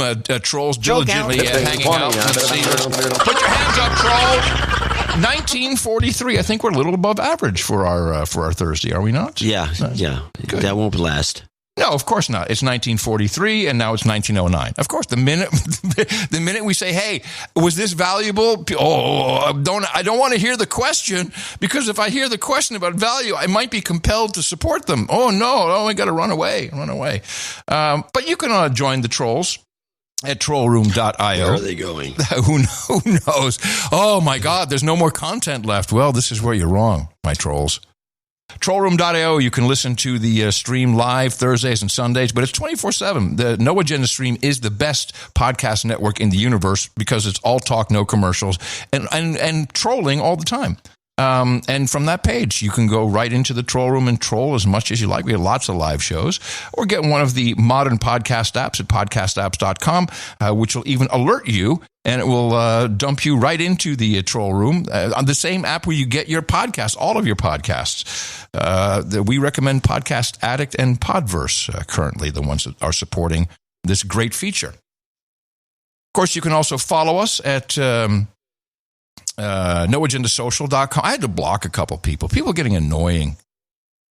And there's also, do you get to put on long threads of things that do not interest you at all? Yeah. It's like, I hate to do it, but then I got to mute the thread, and eventually I have to mute people or block people. It's just, I don't know. I think it's leaking into people's brains. So this is your place, everybody. This is your sacred home. You're part of the community if you have an account there. But you can also follow from any other Mastodon account, and you can do whatever you want there. But people seem to like poop in their own bed sometimes. It's very, very odd why they do that. But you can follow John C. Dvorak at noagendasocial.com and Adam at noagendasocial.com. We'd be happy to follow you back. 1841, there you go. 100 gone. Gone. We also need to thank the artist for episode 1539. We titled that one Putinoids, which is a term that we learned on the show. And we often laugh at the art, but when we saw this piece from Mike Riley, we both cracked up at the same time. And you don't even have to listen to the show. You don't have to know anything about our show, as witnessed from people who were on Twitter who said, oh my God, I have to stop everything I'm doing right now and listen to your show. This was Mike Riley's zebra with a ripped off arm, which came from a clip, which is just, it's like it was from the good news section of the show. It was supposed good news that you read on the behalf of the end of the show. Yeah, and Mike Riley has there's something about his style, man, and what is it? How would you characterize it? Well, he's a cartoonist, so they don't think like normal people, and so everything's askew. It's just impossible to even fine artists, they can see things and compose in a certain way that's quote unquote art, but cartoonists are like a different breed. Yeah, and they have they just see everything, and once they get into it, where they really get good, it's just like wow. I mean, I used to work with a number of cartoonists for some promotional art when I was at PC Magazine. I'd give them. I had an idea in my head. I said, and I just tell it to them, and they say, I know what to do, and they would just put it together in a way it's like I would never do, and it's 10 times better than my original thought. Right. It's just they're astonishing people.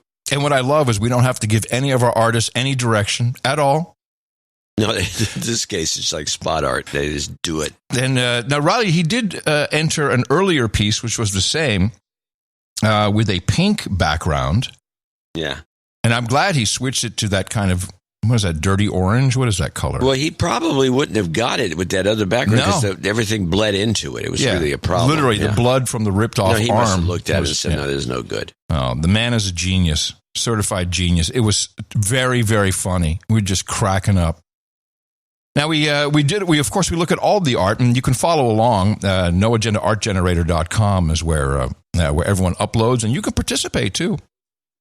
Let's see, we had Vladimir Putin in jail. We had what is it? We had a lot of Trump. Actually, nice stuff like sir dude named Parker Pauly. Had kind of the Trump hair coif swoosh with handcuffs. That looked pretty cool. There was a 45 with handcuffs. It was okay. There was a Jamaica flag.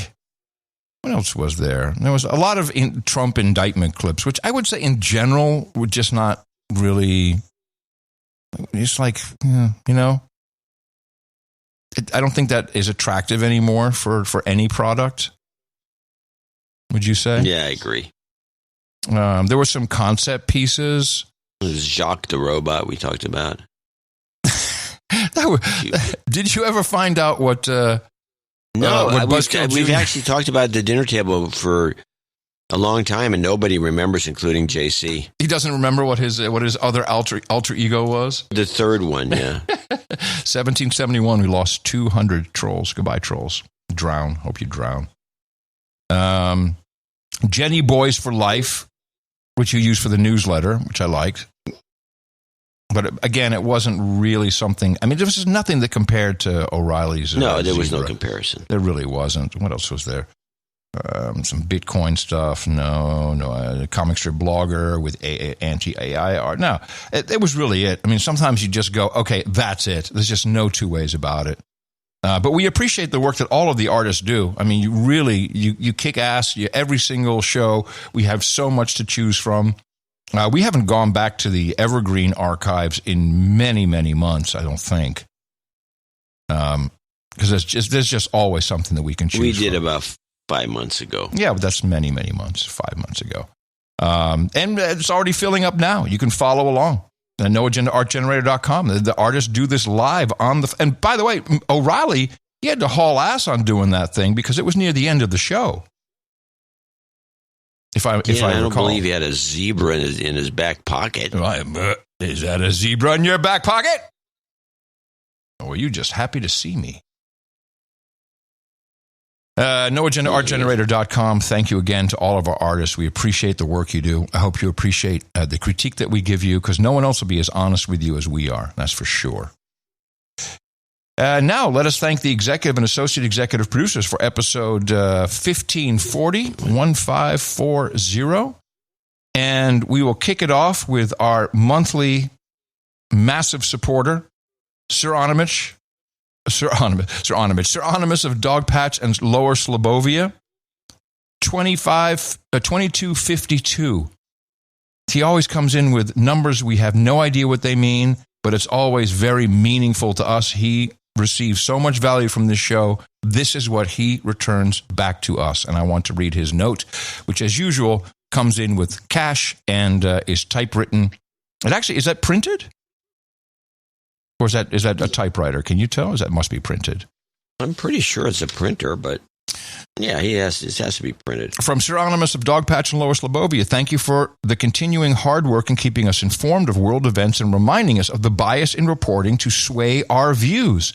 I am certain none of the producers have ever used any of the techniques learned on your show to influence a romantic interest or other in their own best interest. Well, that's an interesting observation. Answering an unasked questions. I use yes, he often sends a $2 bill or multiple $2 bills in his donation. I use $2 bills because it has the best artwork of any U.S. currency. What is on the $2 bill, John? Jefferson. I also use dollar coins, which I believe are some of the better minted coins. Oh, he's going for quality cash. I encourage No Agenda producers to request $2 bills at banks and use them. Using cash is already becoming arcane. Using denominations that don't have a natural place in most cash tills is just fun sport and results in many wonderful expressions. Yes, and you meet fun children from other lands when you do it. You'll have a conversation. You might even date someone, because it's a great conversation starter. Next meetup, I'm waiting for them to do a big head $2 bill. I'm waiting. Next meetup, use the $2 bill or dollar coins as challenge coins. As someone that requests both denominations at banks, it does not take much to buy most of a branch's $2 inventory. And like toilet paper, producers can create a $2 bill shortage. All right, Sir Onimus. Thank you so much. Love that. Love your notes. Love the value you return. And thank you very much for supporting the show. He refuses any titles. He's just Sir Onimus of Dogpatch and Lower Slobovia. That's it. And we are very, very grateful to what he has done for the show over many years.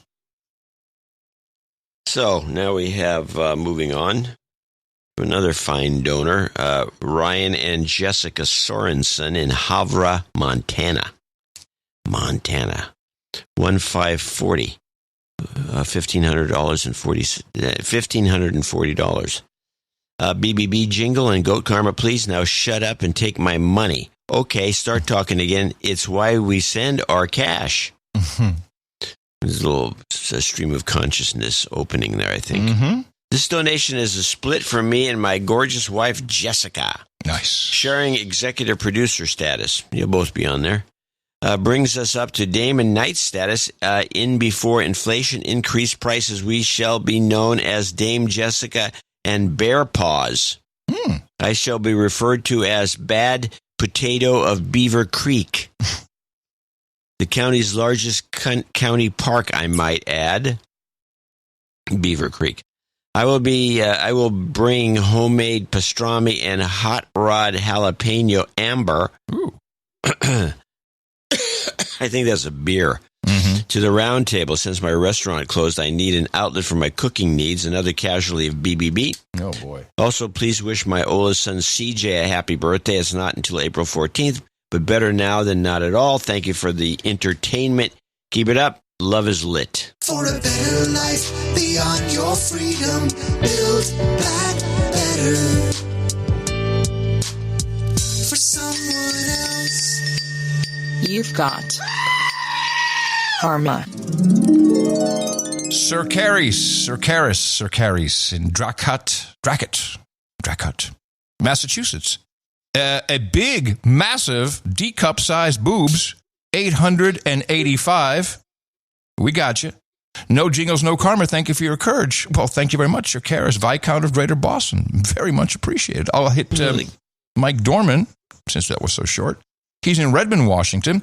In the morning, Jen's been listening since Adam's appearance on Tom Woods. Tom Woods donation. Please de-douche.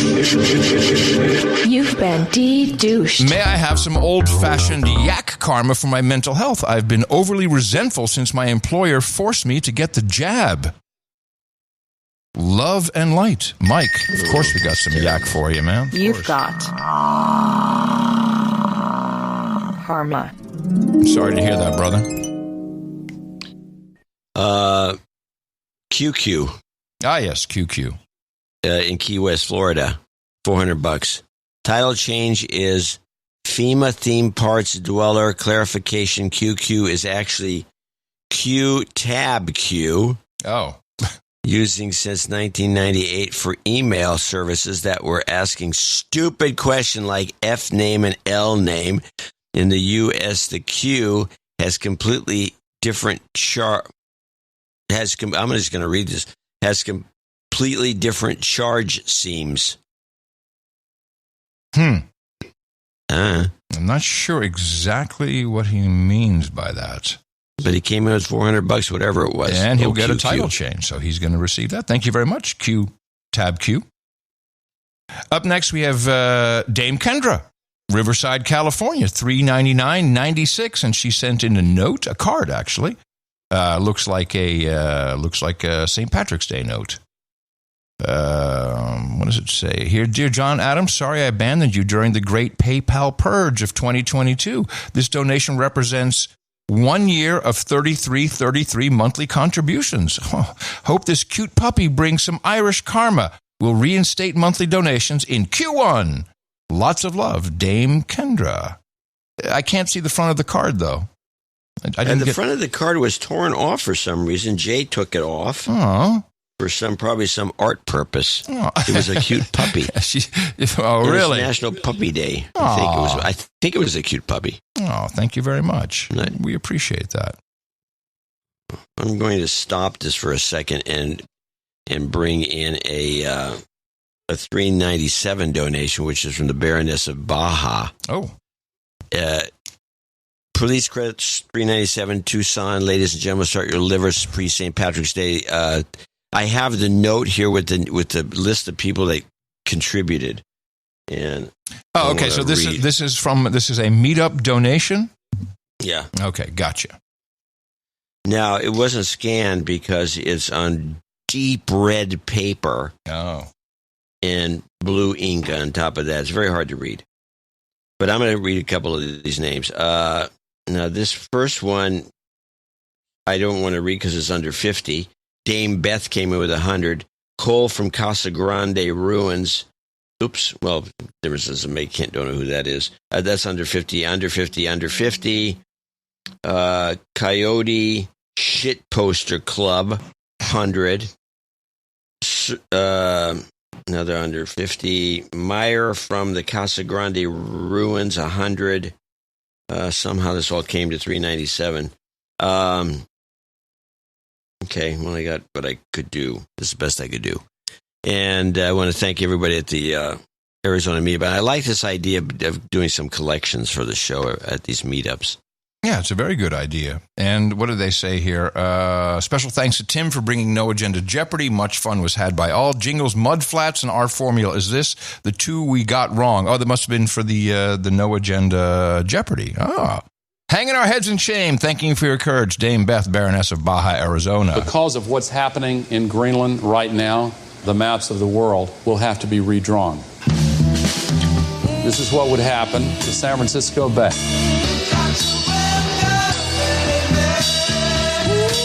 And here's the other one you got wrong. Happy to play it.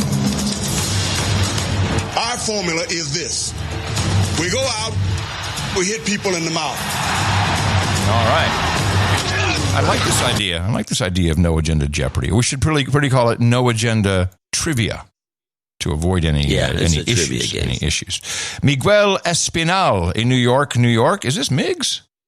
You're checking in from New York City. Shout out to my brother Clendy for his first donation. Love and prayers to my boy Philip Tesla Not on IG, who lost his mom a while ago. Mad love to Sir Michael Anthony and Mark S., who I met at a meetup. 3/3/83, my birthday. We got you covered, brother. No problem.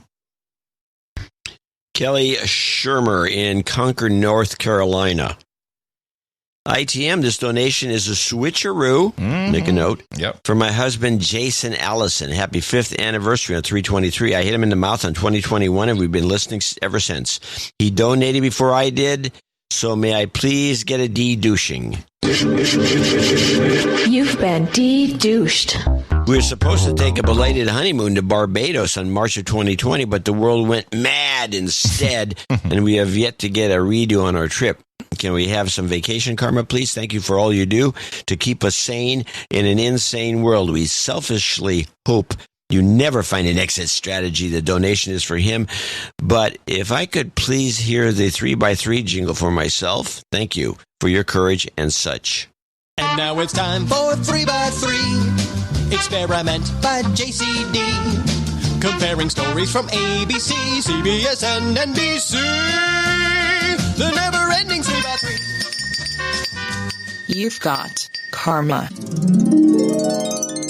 Now, if you could do this next one for me, because I didn't grab these jingles, and I'll grab them real quick now, that would be helpful. Valentino Argero, Argiero, in Ann Arbor, Michigan. And he writes, please add website Castellsilano.com. That's Castelsilano. With show credit. Thanks. We'll put on the show credit. Of course we will. Jingle, screw your freedom. Noah drone again. Show note. ITM, keep the great work going. You know who else does great work? My company, Castellsilano, a small company in Ann Arbor, Michigan that makes all natural grooming products for men. Check us out at Castellsilano.com. LLC Valentino Argero. Okay. Screw your freedom. No. Oh, that's the full one. Hold on. Don't want the full track. We'll do the shorty. The shorty here. There we go. Now I got this note from about Chap Williams, who donated twice. Don't forget Eric Nelson. Oh, I'm sorry. Did I forget Eric Nelson? I didn't mean to do that. Eric Nelson says, thanks for the immense value. 333. Thank you. He's an odd place there because we got Chap Williams, who donates 333.33 twice. Yeah. Do you think these came in from these are bank checks. Mm-hmm. So they came in from one of those payment services, which we get a lot of checks from. Mm-hmm. And I looked at the two checks because they came in kind of about the same time, but one was dated the next day. So there's two different dates, one day apart. Okay. Well, he'll get an executive producership for that. Kelly Conway's in Did you get a note from him? No, I have no note. Do you have a note? I have no note. No. I don't know what he's up to I here. got zero note. But, well, then we get a double up. Double up. You've got karma. Kelly Conway, Sayville, New York, 326.91. Good morning, Adam and John. It's been a while since my last donation. Turning 32 on March 26 this weekend. Just wanted a birthday shout out. Hence the donation of 326.91. Got it. Thanks for all you do. Want some new pregnancy karma in the meantime? Well, we can help you with some new pregnancy karma. You got it, Kelly. You've got karma. Now we have some of our, very few of our, in fact, we have two of the palindrome donations for this palindrome. Today is 32323. Yesterday was 32223, and those are the two that got the attention. Sir Otaku in Flower Mound, Texas. He's 32223, which is a palindrome, lucky palindrome. I couldn't pass up the palindrome donation. Here's here is to more of the best podcasts in the universe, Sir Otaku, Duke of the Northeast Texas and the Red River Valley. Anonymous in Aspermont, Texas, 322.23. There it is, the palindrome. In the morning, gentlemen, thank you for the amazing media deconstruction every week. No jingles, but I do need jobs karma. This high school ag teacher is done and ready for something new. Also, add me to the birthday list. 33 on the 22nd. Nice. You've got it all covered. Love and lit. Wow. Anonymous from Texas. Jobs, jobs, jobs, and jobs. Let's vote for jobs. You've got karma. Broken Wall Films in Carson City, Nevada, 222.22, a bunch of ducks. But this is a switcheroo. Please make a note. Please credit Garrett, it looks like Elaine, or Allain, as associate executive producer and add him to the birthday segment. Got it. Birthday is 322. He's crushing it and going to no agenda meetups in Charleston, South Carolina. Happy birthday from the best brother in the universe and the best podcast in the universe. Okay. Got it. Switcheroo noted. Sir Dirty Jersey Whore, Gladewater, Texas, 21976. Also associate executive producership. Crackpot and Buzzkill, Sir Dirty Jersey Whore here. No jingles, but I would like a jobs karma. Just a quick note to promote the upcoming Northeast Texas meetup this Saturday, one day only. The Northeast Texas Mushroom Hunt, Outdoor Movie Bonfire, and No Agenda / Hog Story Meetup. Oh, that's cool. Up with the hog stories.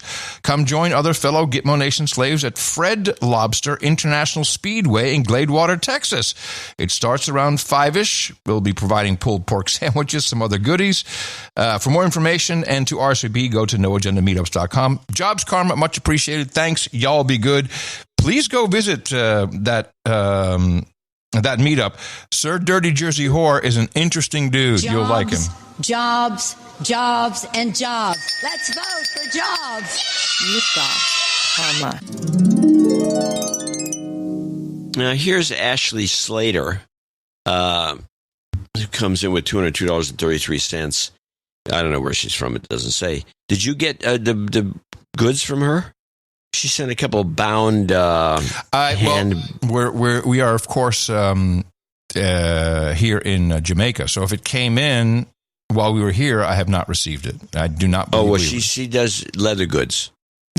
Really? Oh, the notebooks. Yeah, I read this. I read this. Oh, you did get them? No, we didn't get it. I read the note. I remember what you're talking about. Yeah. Well, they're dynamite. Oh, cool. So you received them. Well, she said, I hope by now that my talent donation arrives in your hands. I guess not.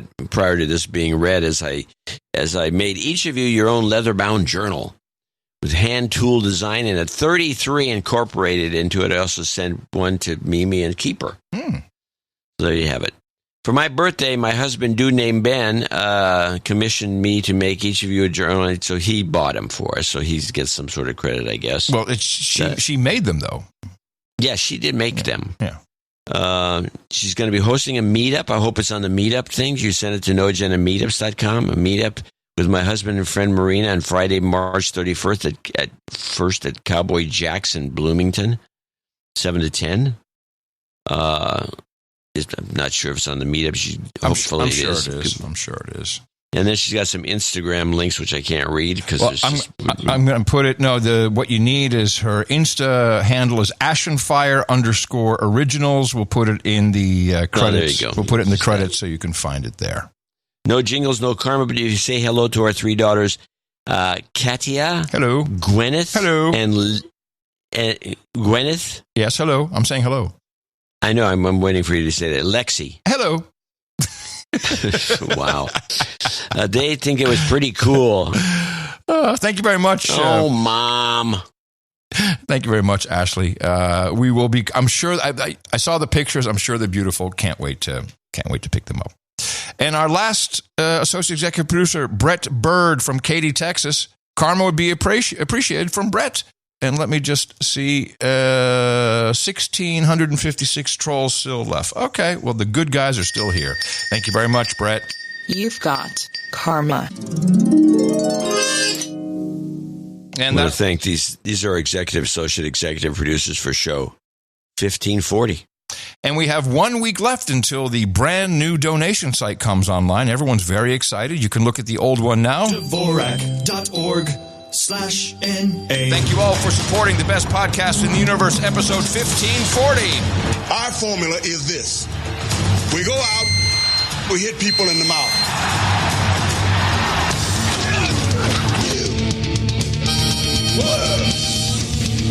Order. Shut up, slave. Shut up, slave. I'm very disappointed in many deconstructionist podcasters who, we typically really appreciate, like Jimmy Dore. I'd say we both are Jimmy Dore fans. I don't why you lie. You know what I'm going to do. I know where this is going. I'm so disappointed that everyone just mindlessly and blindly follows Facebook and Twitter posts and thinks it's all good. This is why we're the best podcast in the universe, because we have, for one thing, it makes a difference to have two hosts. Correct. Although Jimmy Dore has a sidekick. Oh, the sidekicks are different. Those are guys just making jokes on the side. It's really a one-man show. Yeah, exactly. And also, we have boots on the ground everywhere, and we incorporate those into our show. We listen to people. We read the emails that we receive. We appreciate and value boots on the ground reports from people who know what they're talking about. And everyone's an expert in at least one thing. Everyone's an expert in something. So this is the Farmer Citizen Movement Party, which kind of swept the elections, the provincial elections in the Netherlands. They got 17 seats in government. It's a big deal. Unfortunately, this was all a marketing campaign. These two guys who have have an advertising company and have been advertising and creating campaigns for all of the big I would say big agriculture, chemical companies. Really, if you look at the party program, they're all in. They feel the nitrogen crisis. Well, it's understandable. They are not, as is advertised, the party that all of a sudden the whole country voted for because everyone wants to stand behind the farmers. Yes, they might have done that. They might have thought that, but this party is not. They're not the good guys. They are all in on the tiny homes. They're all in on nature before the farmers. And I just need to play this clip of Jimmy Dore because he really missed the mark. And the egregious part is he's reading from the New York Times and thinks the New York Times is going to give you the truth. Come on, Jimmy, you know better than that. So the government announcement comes, so you're going to get rid of family farms in the Netherlands. That just seems crazy. I mean, that's like paper straws I thought were stupid, but this is like... You're right. The sidekick is worthless. It's you got to have two hosts. You got to have two who can catch each other and check each other. In one of their largest ever demonstrations, farmers demanded that scrapping the recently announced plans by The Hague. Why do I tell you all this? Because the Dutch pro-farmer parties swept the elections.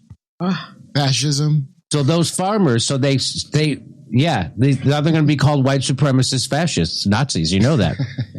In fact, that's actually a good observation. The fact that they're not being called white supremacists and Nazis should give you a clue. 3 W's. Women, Russia, racism. What'll it be?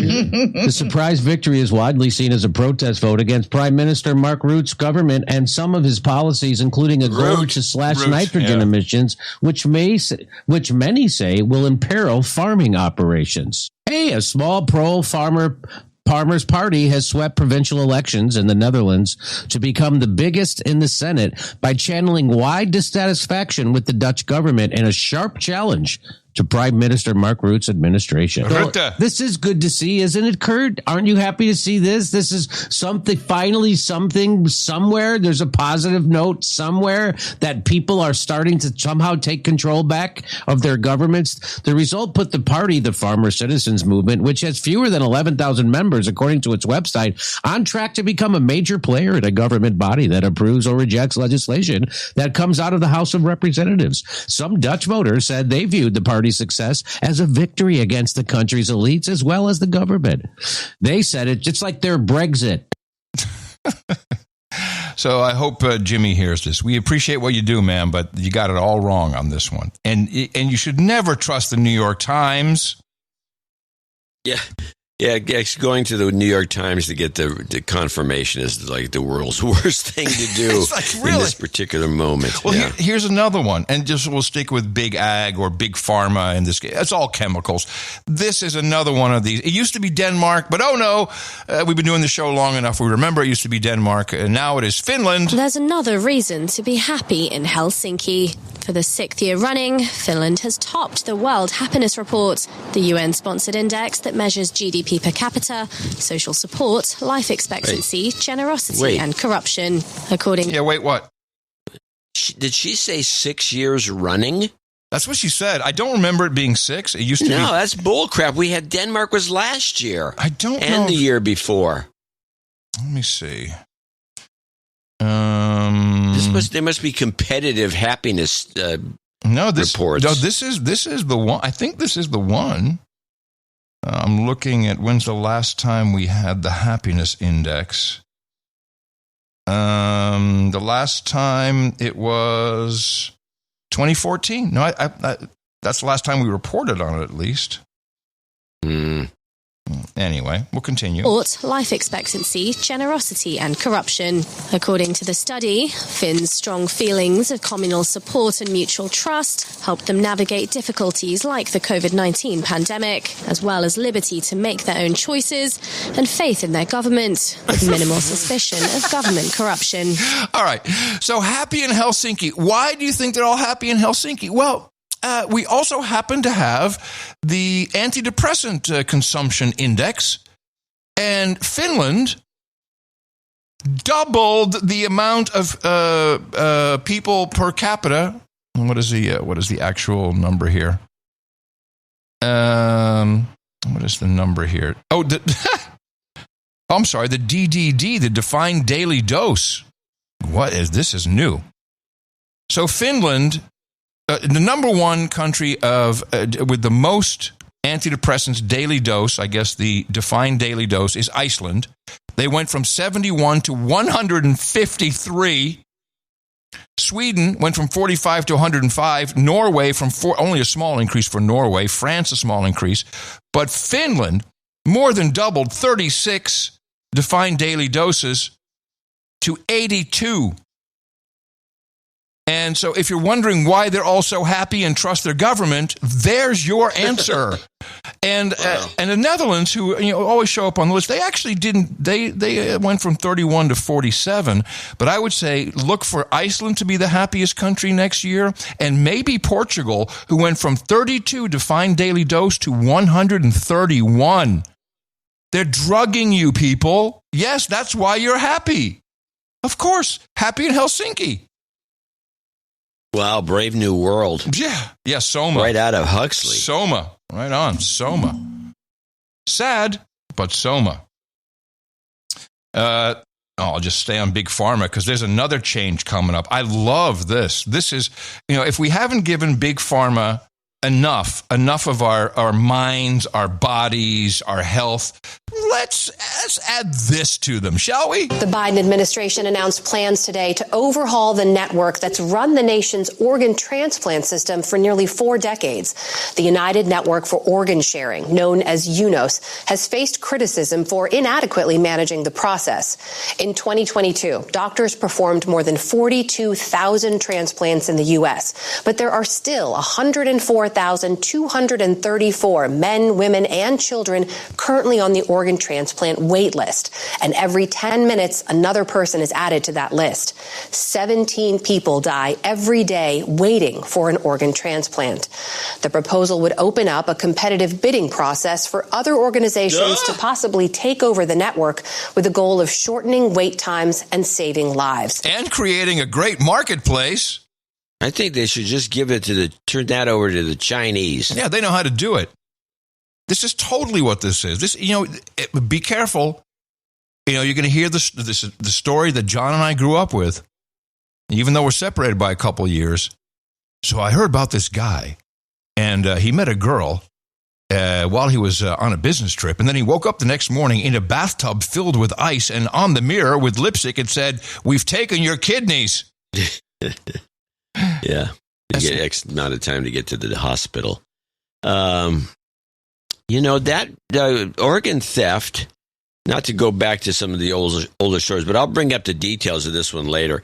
But during the mania for vasectomies in the 1920s, here we go. There was a lot of talk about transplanting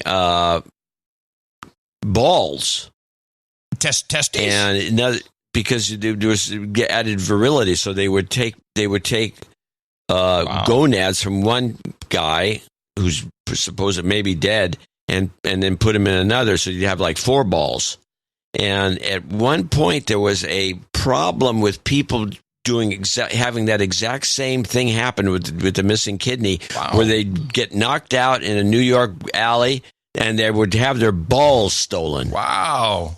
Ball theft. Yeah. Ball theft. Yeah, I got some stories to tell when I'll get the details. Maybe I'll write it up and then we can talk about it some other time. Put it in the newsletter. It sounds like a groovy one for everyone to be grossed out by. Get people's attention. Donations will be skyrocketing. I'm already itching. My stomach feels weird. I don't know if I like this topic at all. No, Instead, it's not good. Let's go to the Orange Man, the stuff that actually obsessed our American news media all week. The Manhattan District Attorney investigating Donald Trump's hush money payments to porn star Stormy Daniels told the grand jury hearing the case to stand down for today.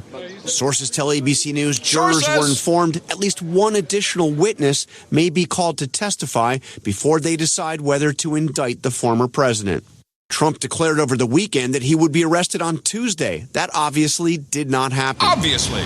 But New York is still bracing for protests after Trump called for his supporters to turn out. But few people so far seem to be heeding his call. His former vice president, Mike Pence, who saw firsthand what happened when Trump called for protests on January 6th, said people should not protest this time.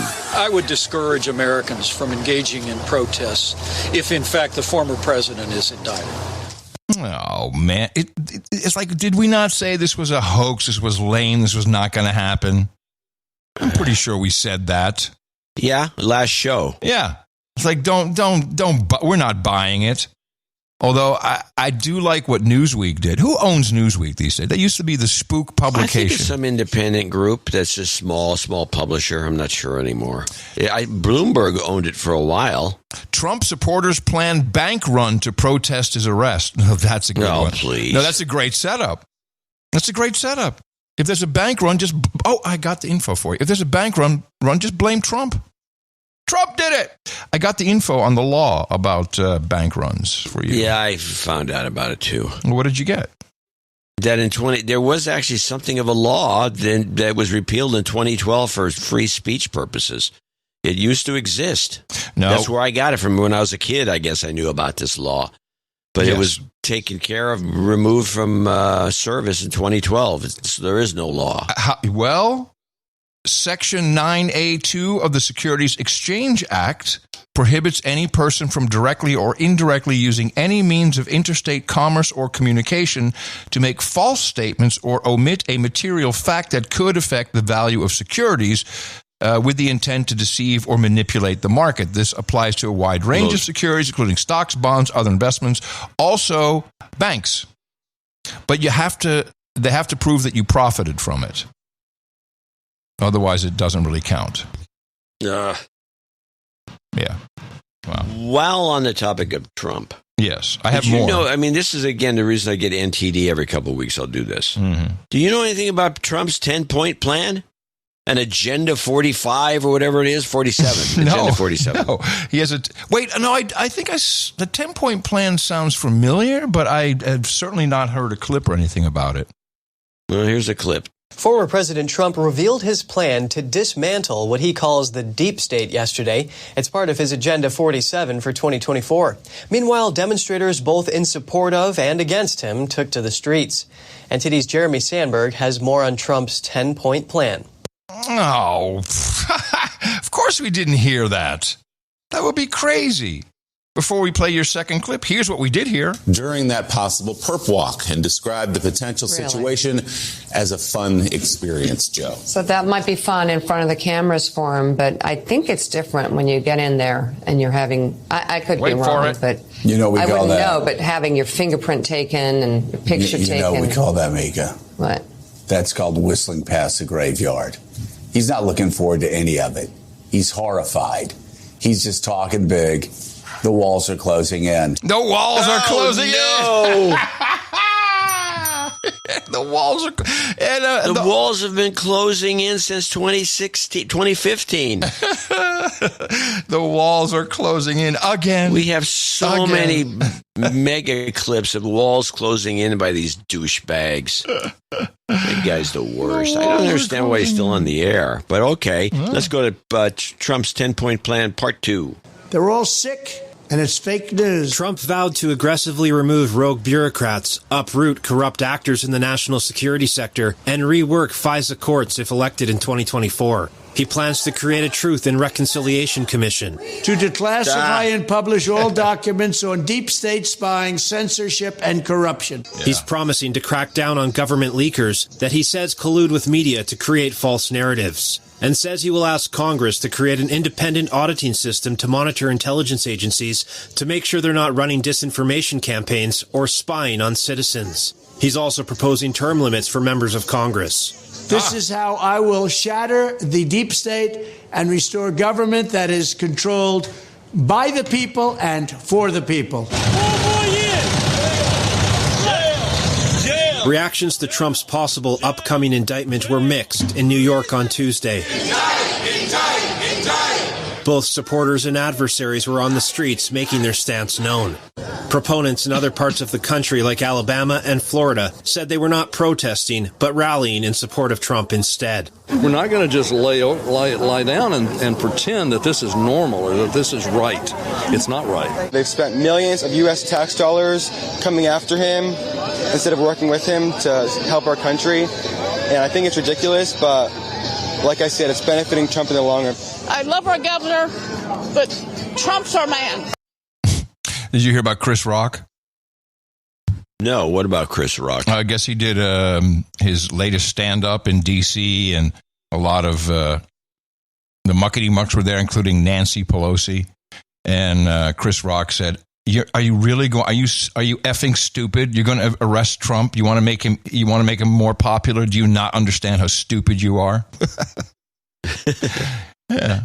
Yes. Yeah, he's right. The M5M, man. I got 2 clips here I just need to play. One is, since we're talking Trumpy and stuff, Sam Harris. How did Sam Harris get popular? He's such a dick. I've never seen him. Well, his podcast is very successful, or was. I don't know if it's still successful. I've never seen it. I don't watch him. I never heard of him before he became somehow popular. I don't know. What did he do before?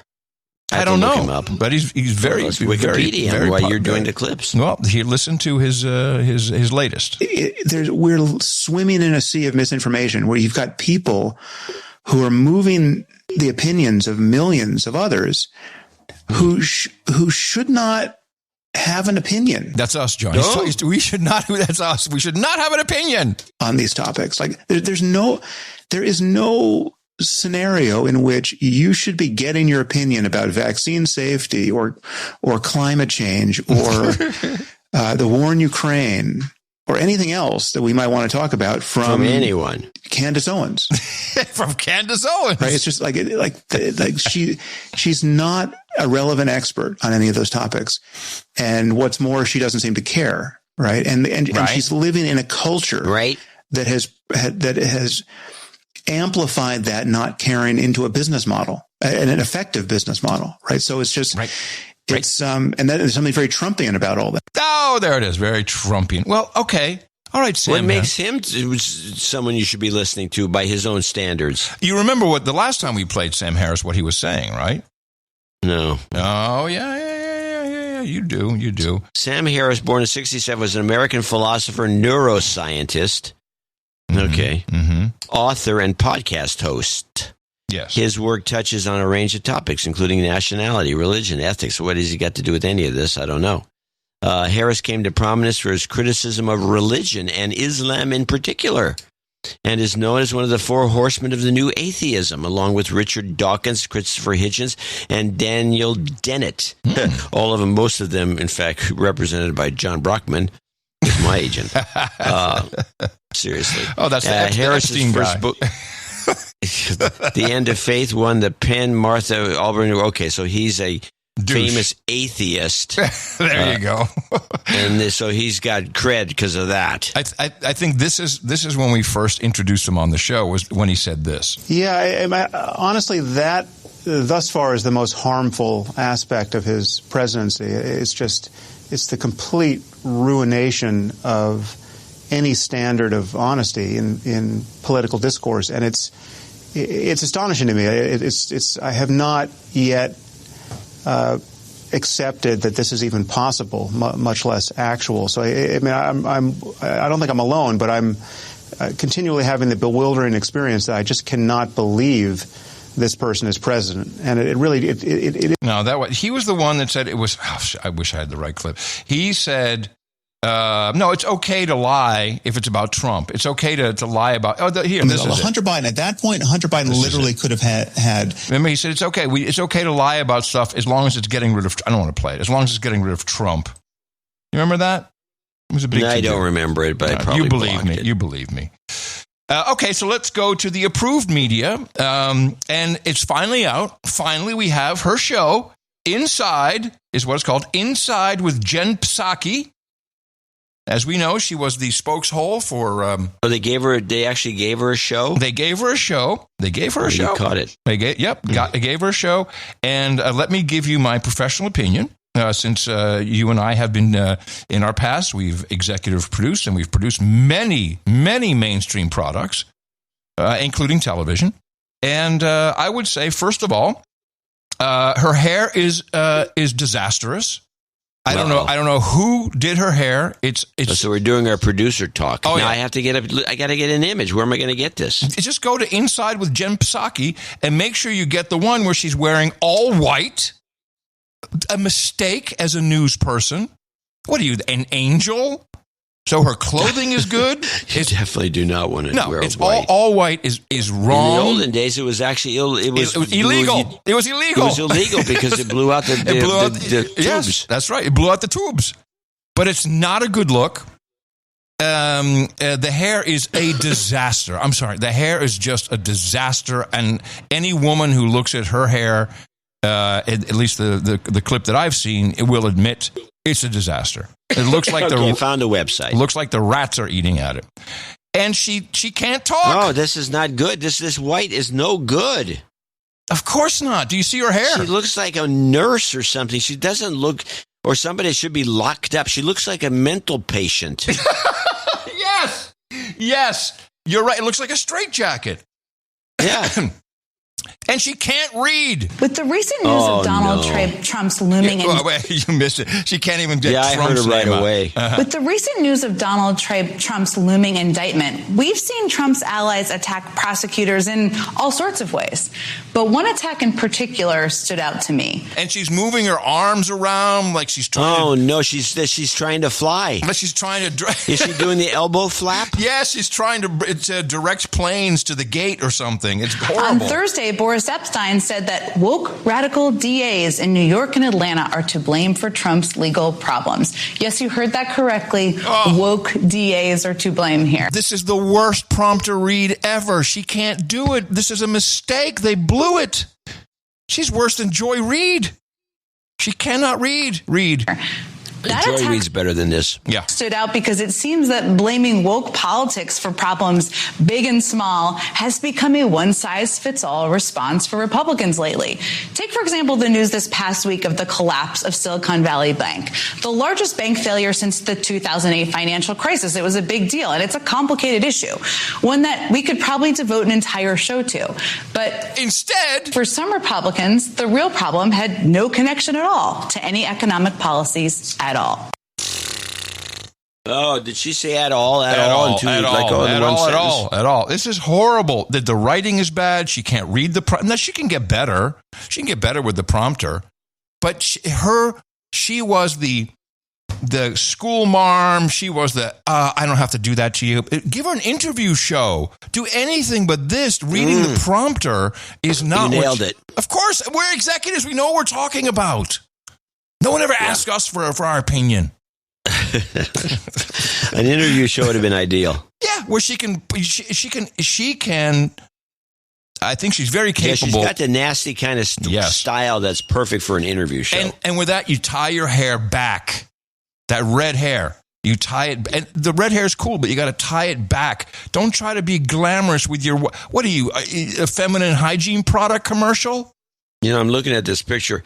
If she didn't have a 40-inch waist, maybe this white thing would look good. Wow. Okay, you went there. There you go, huh? I'm happily married. I'm not going to go there. I won't say stuff like that. This is not what you say to any woman, even if it's ever. There he comes. Okay, I knew you could. That would be the end for you. Yeah. Oh, done. You don't do that. But come on, you know I'm right. Of course you are. On the money. The Curry Dvorak Consulting Group is always available. We're open 24/7. Do they call us? No. Who did Mika and Joe produce this? It's horrible. Well, she has to be seen, in my opinion, if you look over the landscape of MSNBC, which is struggling. Yeah. She has to be seen as, when she came in, she had to be seen as a threat to a number of hosts. Oh. Because of her background. Good point. So someone sabotaged. They set her up to fail. They sabotaged her. Yep. Yeah, you are on the money. You know what redheads look great in white. You look so slim in that. Your hair is dynamite. Oh, yeah. Oh, it's really... flop it out a little more and put you in white. Yeah. The part is all over the place. Like, I'm a hair guy. Me and Pierre, we go way back. I can't see on the pictures I have the part, but if the part is wandering all over the place, that means no effort was put into it. So, no, she's been sabotaged. Yes, it looks a bit like Rosanna Dan. She's got the frizzy look, like Monica on Friends. This is bad. Only on No Agenda do you hear this sort of catty commentary. But we're also correct. No, we're totally right. Let me see. Do we have ratings for this show yet? Let me see. Asterisk. Ratings inside with Jen Psaki. It's a stupid name, too. I don't like the name. It's like she's not giving us any inside information. Ooh. Premier ratings. She nabbed 1.1 million viewers. I'll give her that. That's a lot for that. I'll give her that network. All right. That's because curiosity. Let's see how long that lasts. Let me see what the demo was. I'd like to see what the fall off was. It airs Sunday 9 a.m. Oh, so it airs on the. Really? They've put this Sunday morning at 9 Sunday morning show. Well, that's when people are watching. That's a great spot. She nabbed. Yeah, but there's competition at that hour. Okay, but listen to this. The number one spot in the key demographic, 25-54, 137,000 viewers. You're not going to, what can you, that's 137 CPMs. They're losing money on her. Yeah, you have to have more numbers at that group. The premiere marks a strong start for the former White House press secretary hosted show at the previous Sunday 9 a.m. slot that brought in 573,000 viewers. So she debuted well. We'll see. I think I agree. I think it's people are tuning in for the old show. That's why. Hey, where's my old show?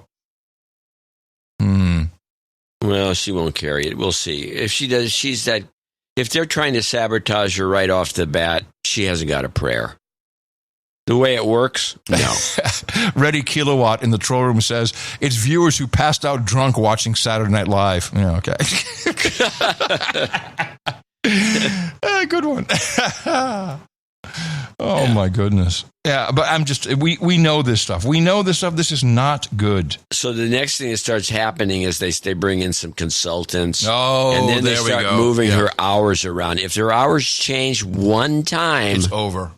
It's over. Mm-hmm. Well, we think we should move you to the 11 o'clock spot. In Hollywood and in TV land, it's always the second weekend that counts.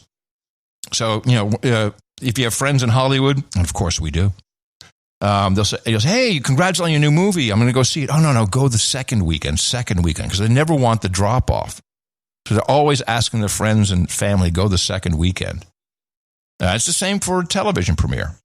So the second, tune in, don't tune in next weekend.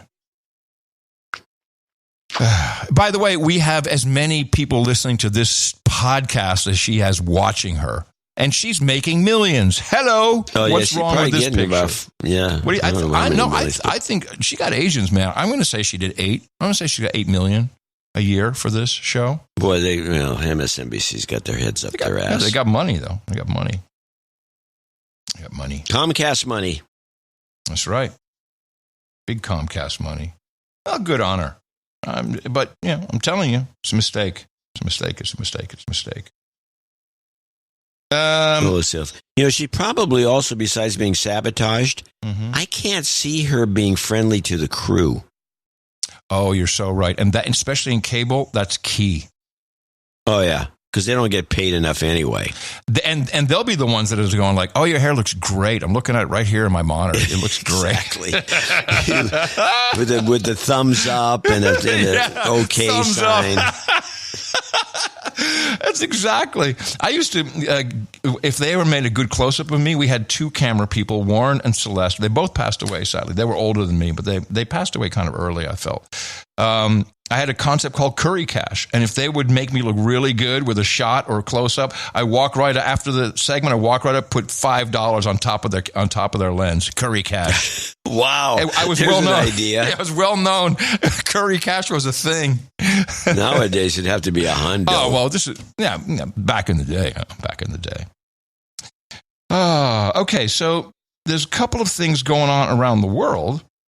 And I would like to highlight the first one, which is France. This report explains it, I believe. Here in Paris, police have banned protests opposite the country's parliament. That comes following unrest triggered by the government imposing a pensions reform and bypassing a vote on the issue. Well, that protest ban stretches from Place de la Concorde and its surroundings to parts of the Champs-Élysées. Opposition MPs have meanwhile filed 2 motions of no confidence. They're set to be debated in Parliament on Monday. They're hoping to garner enough support to topple the cabinet and repeal the law to raise the retirement age from 62 to 64. So this is the French. They don't mess around. Of course, the rest of the world is saying, well, what's up with that, you stupid frogs? We're at 67 already. At 67, I think now. Most of the world is 65, 67. But of course, this is there will be no money for retirement. I'm sure there will be 0 money left over when I get there. And people are they're taking to the streets. The French, they don't stand for this crap. They don't like it. Now, politically, they've not been able to do what needs to be done because there is a provision in French law that you can bypass a parliamentary vote. And they can try and stop that. It's kind of like a veto from the people. The first one failed, and I think the second one, if it has not already, will fail as well. However, the French are quite well known for not putting up with politicians. And I'm going to play this little clip because even though they cannot protest outside of government, they are protesting in quite some mass. And I will play this so you can see if you can hear what they're saying here.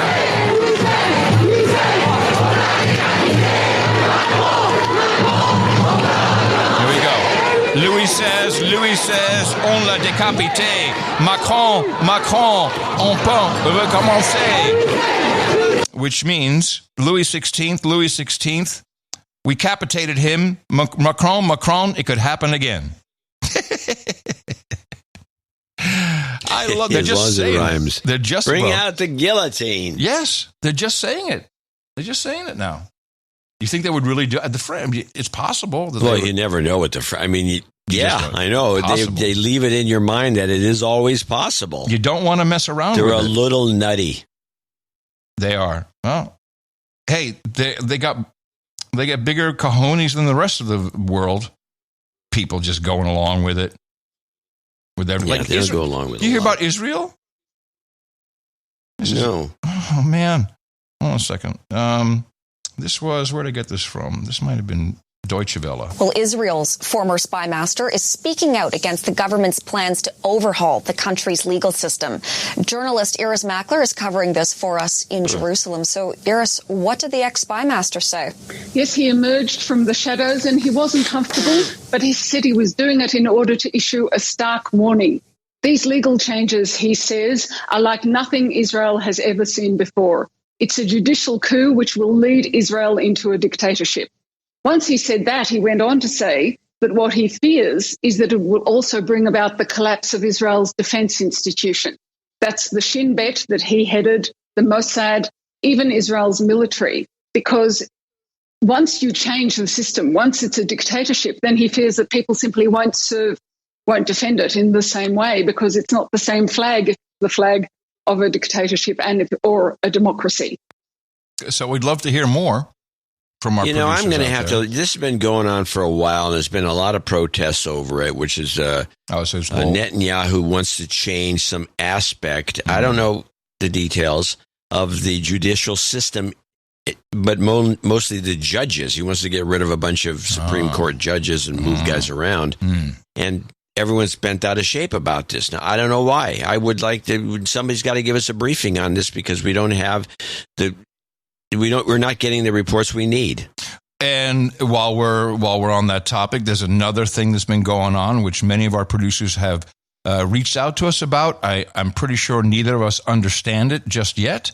I do have a clip now. This is about what's going on with the Canadian CIA, the CSIS, how they've been leaking certain information, and the general thinking is that Trudeau will not survive this, and I do have a clip here. In February 2021, Michael Kovrig and Michael Spavor had been detained in a Chinese prison for nearly 800 days. But while they languished away, Ontario Liberal MP Han Dong allegedly advised a top Chinese diplomat to hold off on immediately freeing them. Two independent national security sources have told Global News that Dong spoke with China's consular general. I think that was the Huawei lady who they had locked up. That's what that's about. The Huawei heiress. Well, they had her in house. She wasn't locked up ever. House arrest. News that Dong spoke with China's consular general in Toronto, Han Tao, and suggested to him that if Beijing released the two Michaels, then federal conservatives would benefit. How exactly is not clear. Dong allegedly initiated the discussion with the consul general, where he also allegedly recommended that Beijing offer some show of progress with the two Michaels cases to help benefit the Liberals, according to the two sources. Dong confirmed to Global News that the conversation took place, but he denied he initiated the discussion and says that he advocated for the two Michaels to be set free. At every opportunity before they returned home, I adamantly demanded their release to Canada without delay, said Dong. Any suggestions otherwise are false and are attempts to mislead you, your readers, and slander me. The two Michaels had been jailed in apparent retribution for Canada's detention of Huawei executive Meng Wanzhou. But at the time of Dong's conversation with the Chinese diplomat, the Prime Minister had publicly been calling for their release. This is an issue that is a top priority. Trudeau's office says the Prime Minister only learned of the conversation with the Chinese envoy after Dong told PMO. But Dong only informed the Prime Minister's team after Global News reached out for comment. As a Chinese Canadian, I am so proud. A national security official told Global News that by the time the alleged conversation in February 2021 took place, CSIS had already classified Dong as a close friend of the consulate based on his history of calls. But they had also considered if Dong was acting as a back-channel interlocutor between the Canadian and Chinese governments. The PMO denied that theory, saying at no time was Mr. Dong ever used as a back-channel. Global News has not been able to independently verify what was said in the communication between Dong and the Consul General. We reached out to CSIS for comment on the Dong conversation. A spokesperson for the agency said they can neither confirm nor deny the authenticity of the information. Man, do you understand any of this? No, but it brings me to some clips that maybe, I don't know if this would help at all, but about the Canada election rigging involving the Chinese. Yeah, this is connected to it somehow. It's got to be. Let's go with these clips. There's Canada election rigging. Okay, election rigging. As Ottawa looks into reports China tried to interfere with Canadian elections, a new poll out tonight suggests those reports have some Canadians worried about the state of our electoral system. Here's Marina von Stackelberg. Justin Trudeau, re-elected with a minority government in 2021, an election result accepted by all the federal party leaders. Despite reports China tried to interfere and sway the results in the Liberals' favor. So there is no question that, yes, there was attempted interference from Beijing into our electoral processes. We know how important it is for Canadians to have confidence in our system. But according to a new poll from Léger, some Canadians are worried about that system. Of more than 1,500 polled last week, 71% said they feel the electoral system is safe, but 29% said they do not. I would say 10, 15 years ago, I would not have dreamed of asking the question. It would sort of just a fait accompli that we trust our electoral system. The poll also asked about the last two elections. 33% believed foreign interference greatly compromises the legitimacy of the results. Conservative supporters were more concerned. 53% were worried the elections had been compromised. I think Canadians of all political backgrounds are asking, what has Justin Trudeau got to hide? 72% of all respondents want an independent inquiry into allegations of foreign interference. Public trust, I think, has been blown out of the water. It's tragic. We need our electoral system to be strong and to appear to be strong. And so the work of this reporter or any public inquiry is going to have to be really fast. We cannot go into the next election with all of these black clouds hanging over us. Oh, I know what this is about. Of course. They want to ban TikTok. Makes nothing but sense. The Canadians already banned TikTok on the government. Again, I'll bring this up. I brought it up before. They ban these countries and these governments are banning TikTok on the official phones. Yeah. Why is TikTok or Facebook or Twitter or anything on a government phone in the first place? Well, they need to get their porn. Hello. Okay, part two. Amidst all this, there's also concern from within the Chinese-Canadian community about racism and potential backlash. And as Lisa Xing tells us, some say they've been trying to warn authorities about Beijing's interference for decades. After almost 30 years of criticizing Beijing, Seng Xue says she's faced all kinds of harassment from the Chinese government. My cell phone number all were published online. To the advertisings, telling that I am offering sex service. Despite several attempts, the journalist says Canadian authorities largely ignored her warnings Beijing was harassing her. I kept silence for a long time. With Ottawa announcing it's investigating claims China meddled in Canada's last two elections. One country, two systems is a brave experiment. Some vindication for those who say their warnings have largely gone unheeded until now. Well, better late than never. China accuses some people in Canada of spreading lies that it's interfering in Canadian politics, while the PM defends one of his own MPs accused of being involved. Allegations Justin Trudeau has suggested have racial undertones. This activist warns against focusing on race in the search for what really happened. I think the first thing we need to be very sure about is that racism is not being used as a shield to deflect from the real issue at hand. He says that means calling a public inquiry and creating a foreign agent registry. But there's concern that done without care, that could lead to more attacks and accusations, especially as anti-Asian racism is on the rise, a result of the pandemic and worsening relations between Canada and China. Okay, here's what I'm expecting any day now. the connection between Wuhan and Canada, Canadian researchers. We kind of don't go back to that, but in the very beginning, there was a lot of I remember this traveling back and forth. It went from Fort Detrick to some operation in Canada, then went to Alberta. Mm-hmm. Yep. And then somehow ended up in Wuhan, this bull crap. And then just to mess with us, they say that they published my phone, a sex phone.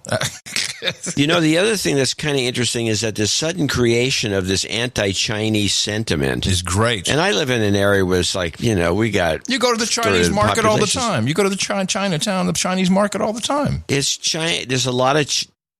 I think the communist, the CCP are the ones who instituted this idea, so they can now point the finger, like what you just heard in that last clip, where they said, "Well, one of Trudeau's stooges, this is racism," blaming the Chinese for this. Mm-hmm. Getting ready. There was never any commentary about racism regarding the Chinese before. That's all recent. That's very recent. Canadians are not racist.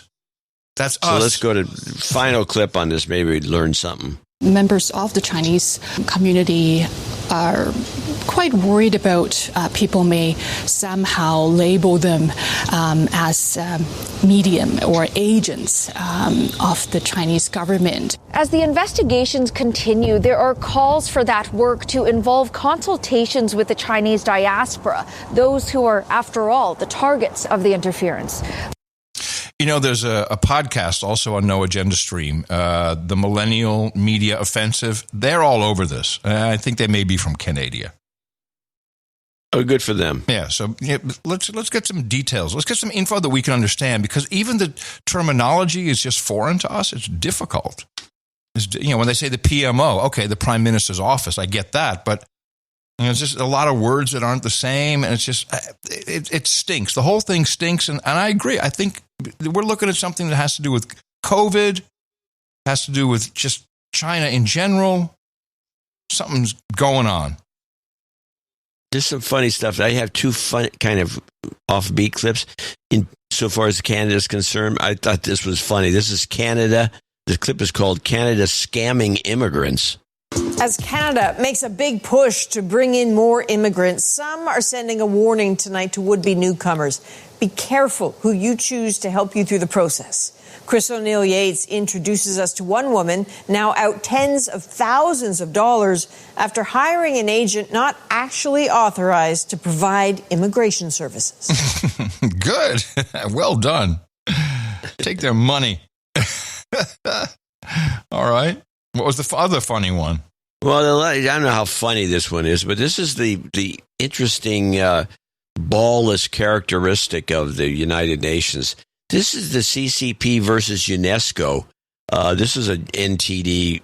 You're not going to hear this anywhere because this is not good. NTD exclusive. I've never heard this story anywhere else. The United Nations agency dealing with education and culture is under fire. It faces accusations of being complicit in ongoing atrocities by the CCP against Uyghurs and their culture. NTD's Daniel Monahan has more.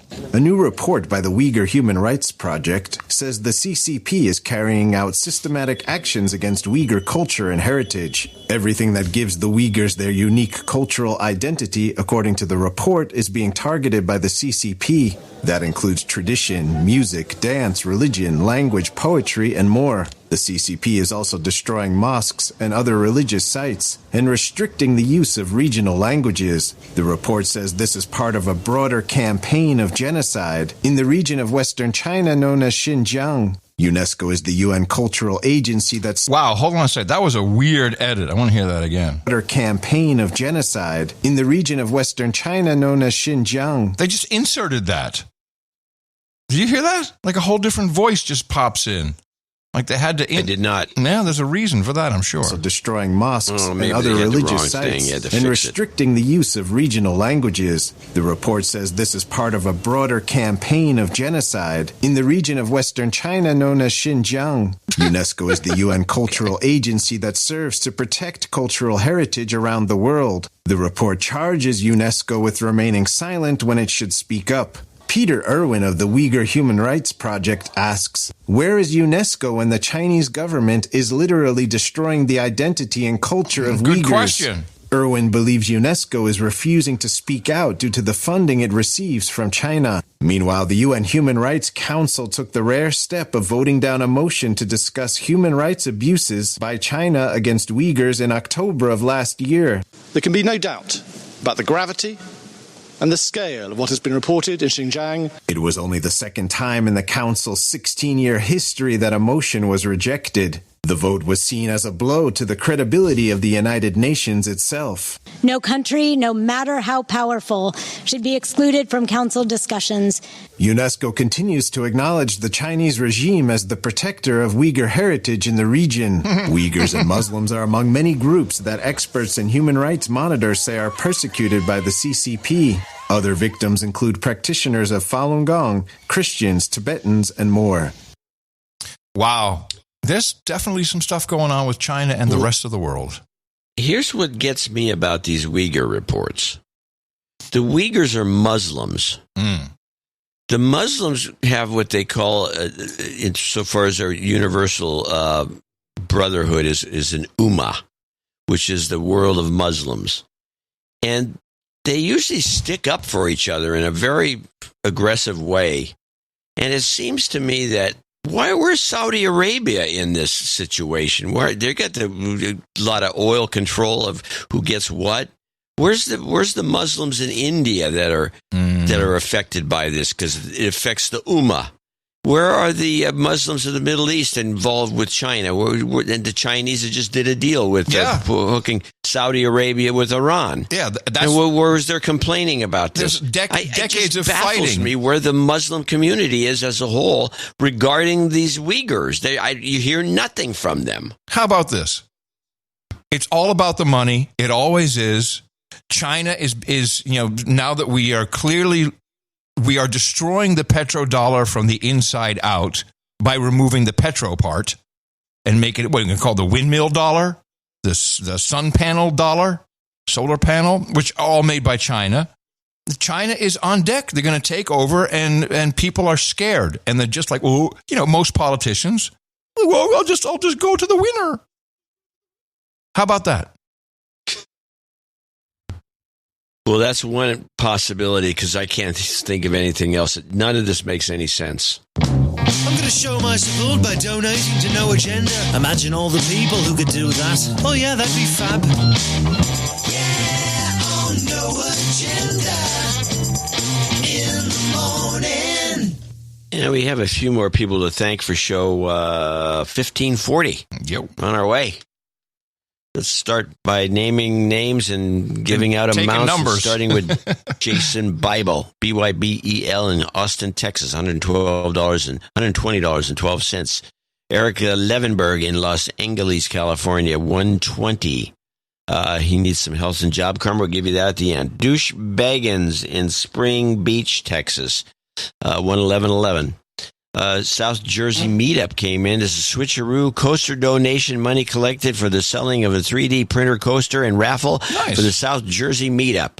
Winner is Kylie Hotchkiss. Okay, she gets the credit for a $110 donation. Kate in Chicago, Illinois, $100. I saw a No Agenda plate in Chicago. Kevin Naspinski, Chicago, also $100. Look at that. Ian Field, $100. Francisco Scaramanga in Arlington Heights, Illinois, 8008. Yeah, there it's Kevin McLaughlin running for the Borders, Locust, North Carolina, 8008. He's keeping up the pace. He has not missed for almost a year now. Matthew Morris in Denton, Texas, 8008. Jeremy Hirschman in Sheboygan, Wisconsin, 8008. William Alston in Baltimore, Maryland, 8008. On a roll. Amanda Pedrix, Montreal, Quebec, 75. Catherine Morton in Charlotte, North Carolina. Birthday coming for her, 7449. Sir Rick in Arlington, Washington, 6996. Joseph Stegman in Thousand Oaks, California, 66. James Morin, Jackson, California, 60. Mackenzie Armstrong in Chesterfield, New Jersey, 5555. First-time donor. Probably give her a him, her, a de-douching, please.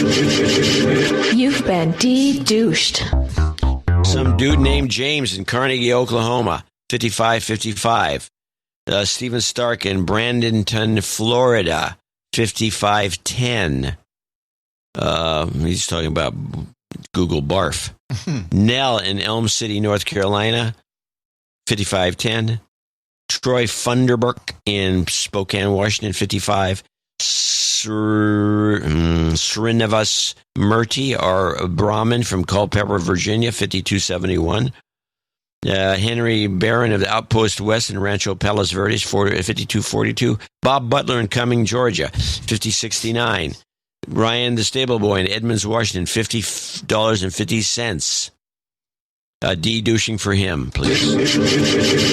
You've been de-douched.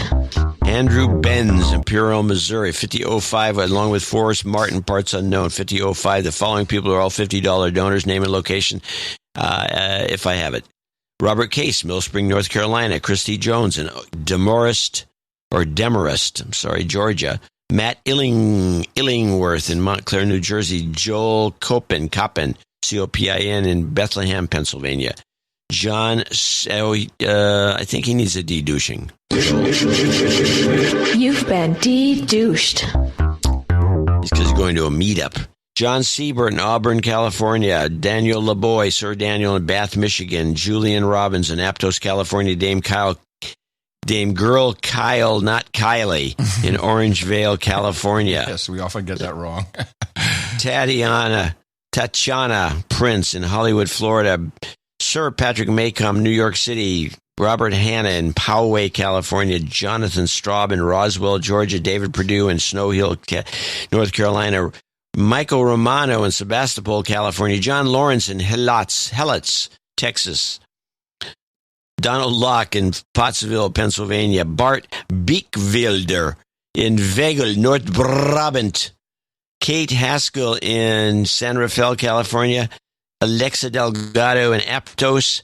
Leanne Shipley in Covington, Washington. And last but not least, Michael Statham, parts unknown. I want to thank all these people for making show. It was a good show today.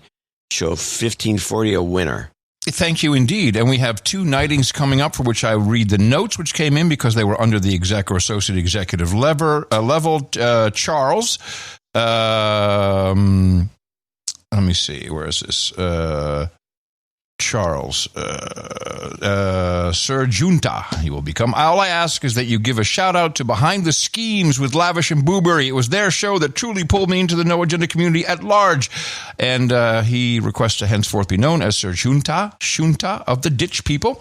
And then we have Charles with a Z. In the morning, Adam and John, after almost 5 years of mostly subscription payments, I've reached the level of knighthood, accounting attached. I'll keep this note short and sweet as I'm busy transitioning from the People's Republic of Maryland to the low country of South Carolina. I wish to be knighted Sir Charles of the Salt Marsh. If possible, I'd like to steamed crabs and Irish car bombs at the round table. Also, please add me to the birthday list for March 21st. Keep up the fine work. It's much appreciated. Thank both of you. You're on the list. Thank you all very much to our executive producers, our associate executive producers, everybody who supported today's show, along with those under 50 who, of course, are on many of those subscriptions and some who want to be anonymous. We really appreciate it. Thank you for keeping the Value for Value going and this podcast going. It is, not for nothing, the best podcast in the universe. Dvorak.org/NA. And karma for anybody who just might need it. You've got karma.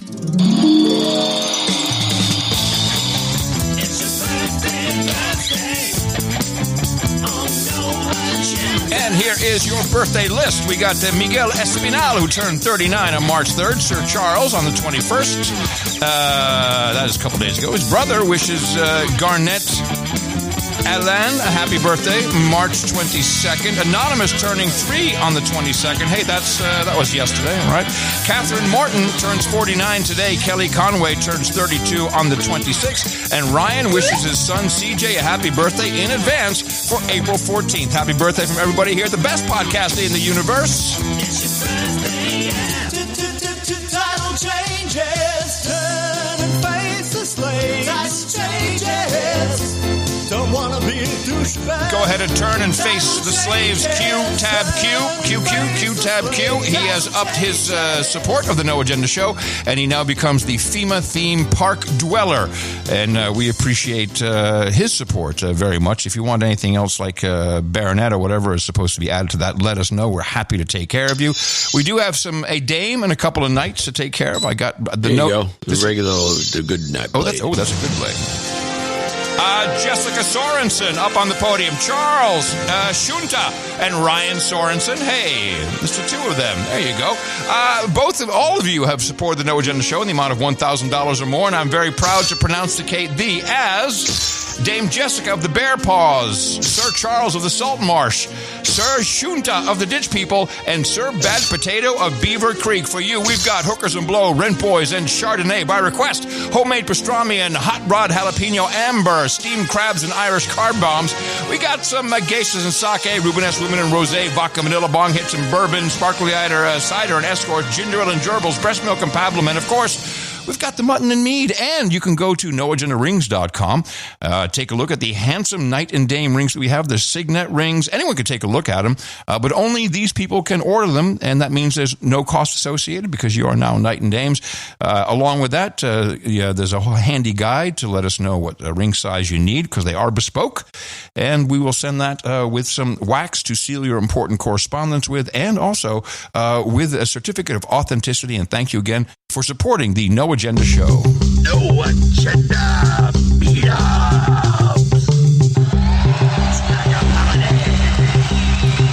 Yes, the No Agenda Meetups, a fine value-for-value proposition, part of the entire No Agenda Nation community, entirely producer-supported. In fact, Sir Daniel, who runs the show, you put it in the newsletter. He returns value by running noagendameetups.com, and he has a registry for his forthcoming human resource. What was the... Yeah, he's got a baby coming. And he's going to name the baby after us, as usual. I'm hoping. Well, anyway, there's a link in the newsletter. People should check it out. We have one meetup report. It's a written report. The Goodbye Beetlejuice, March 18th. This is from Dame Courtney. We had 7 Southside slaves present for the Goodbye Beetlejuice Cabbage Smash, 2 of which were knights and 1 dame, 1 new attendee, an OG listener from 2008. Very nice. For further information about Cabbage Bash, it was like batting practice with cabbage. And you just kept hitting cabbage until it was no more. Fortunately, the flail broke after 4 years of use for the Cabbage Bash. Hopefully, the event will have replacement flail. What's a flail? What's a flail? I don't know what a flail is. Like sort of a bat, I'm guessing. Some sort of a thing you swing at that you flail at the cabbage. It's like a piñata stick. Got it.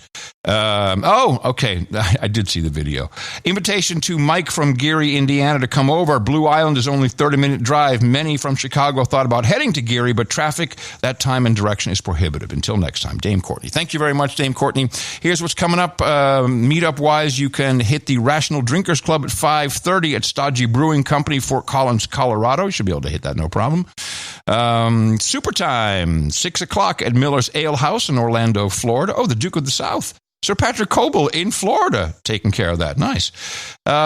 Saturday, Breaking, New Hampshire at 2 o'clock, Shooter's Tavern in Belmont, New Hampshire. Flight of the No Agenda number 39, 3:33 p.m., Steelcraft City of Long Beach in Long Beach, California. Leo Bravo hosting that as he always does. Also Saturday, the Northeast Texas Mushroom Hung outdoor movie and bonfire, 5:30 at Fred Lobster International Speedway. Yes, that's the one with the Dirty Jersey Whore hosting. And finally, on Sunday, next show day, Myrtle Beach, Conway Last Minute River Party, 4:30 at Rusty's house. It's a private residence, so that's in Conway, South Carolina. So go to noagendameetups.com. Get all the information for that if you're in that locale, in that area. And of course, you can start your own meetup. It's very easy. It's noagendameetups.com. There's no franchise fee or anything like that. It's all about getting together with your community, something you need now more than ever in these troubling times, because connection is protection. NoAgendaMeetups.com. Always guaranteed a party. Sometimes you want to go hang out with all the nights and days. You want to be where you won't be triggered or held to blame. You want to be where everybody feels the same. It's like a party. And I believe you seem to have a lot of ISOs today, so I'm going to let you. I have only one, so you have one. Play yours, and then we'll see. I want to do mine. I want to do mine last, if you don't mind. Okay, let's start with. Hold on, got to get my glasses so I can read. Yeah, I hear you. Start with sick. Sick. Okay. They're all sick. Okay. Okay. Sexy. So talented and so sexy, too. It's long, but I like it. It's long, but I like it. Yeah, I like it. Okay, try heck yeah. Okay. Heck yeah. No, I like sexy better. Okay, well, then try this one. Hot. I just felt something hot on my legs. Okay, I only have one. Powered by the way, those were all sent to me. Well, not all of them, but a couple of them from Fletcher. Found them out of the blue, and he says, "Look at these old things." Nice. I think I have a contender. I only have one, but I think it's a contender. Powered by hydrogen technology. Hey, come on. You don't like it? Compared to this hot on my legs? Well, let me see. I think it's so talented and so sexy, too. That's pretty good. And the other one was... I just felt something hot on my legs. That's disgusting. That's disgusting. I think hot, talented, and I think... So talented and so sexy, too. Okay, you can use that one, but I think that's the one. Yeah. I think the lewd one might be funnier. Well, I'm not going to argue. I'm practicing. Use the sexy one. The sexy one it reflects better on the show.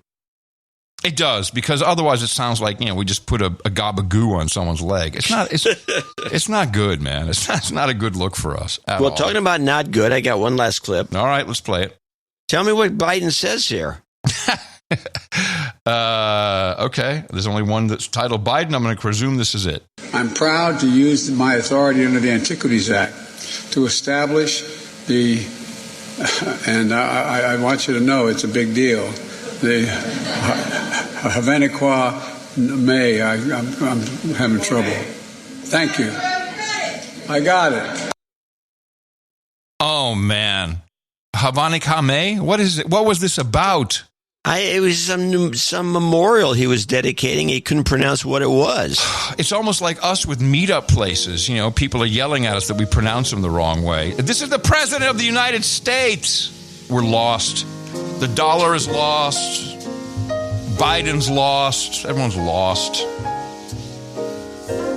And we'll have more uplifting news on Thursday's show. I will be back in the heart of the Texas Hill Country. Very excited about that. Or not. No. Shh. There's only one flight out on Saturday. That's it. We're making it. It's happening. Coming up next on NoAgendaStream.com. Oh, look at that. Curry and the Keeper, episode 34. Nice. That's a fun little show you should listen to from time to time. Thank you, Ben Rose, for scheduling that. And we've got 2 end-of-show mixes. We have one from the clip custodian himself, Neil Jones. And we have Sir T.J. the Wrathful and his human resources, known from We Don't Talk About Brandon, back with a Lego takeoff mix. Very nice little ditty. We appreciate that. Coming to you from the heart of the West Indies, here in Montego Bay, Jamaica. In the morning, everybody.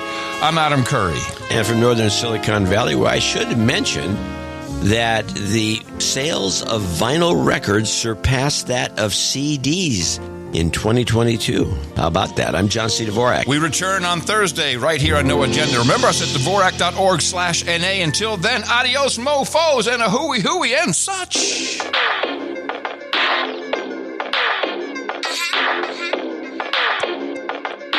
Oh, yeah, I don't trust banks. Quickly, is this the end? The end of what?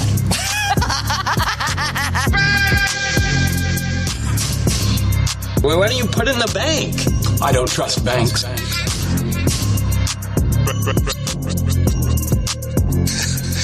Hell, I don't trust banks either. Don't trust big banks. Or small banks. Altogether, I decided to close this account. It's not a big money, but still money, especially for retired people. I don't trust the banks!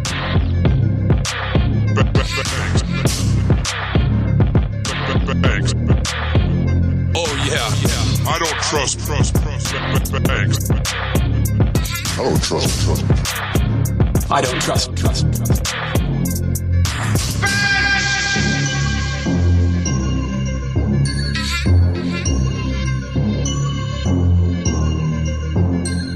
Okay, girls, what did we learn from today's episode? That you're a D-bag. What? No, I'm a proud knight.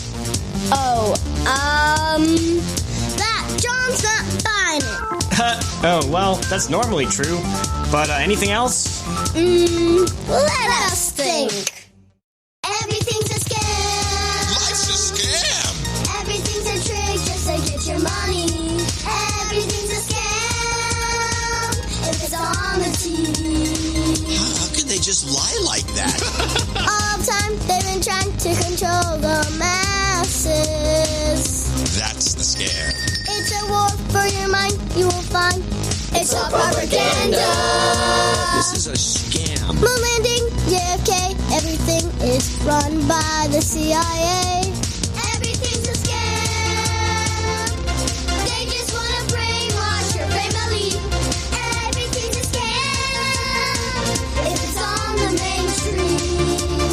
3, 2, 1, go! Have you heard the show? Everyone's talking. Curry Dvorak deconstructing. That's their job, pointing out stupidity with an awesome no agenda community. The media just lies and lies, and Curry Dvorak can show you why. Value for value is their way, because they ain't in it just for the pay. 15 years and awesome producers. The best podcast in the universe. Shut up, slave. Everything's a scam. Everything's a trick just to get your money. Everything's a scam. If it's on the TV. We found a scam in this whole scheme. No way. Yeah, but that's a scam. That's an epic scam. It's a scandal to me. This is a scam. I would say that's a massive scam. The best podcast in the universe. Adios, mofo. Dvorak.org/NA. So talented and so sexy, too.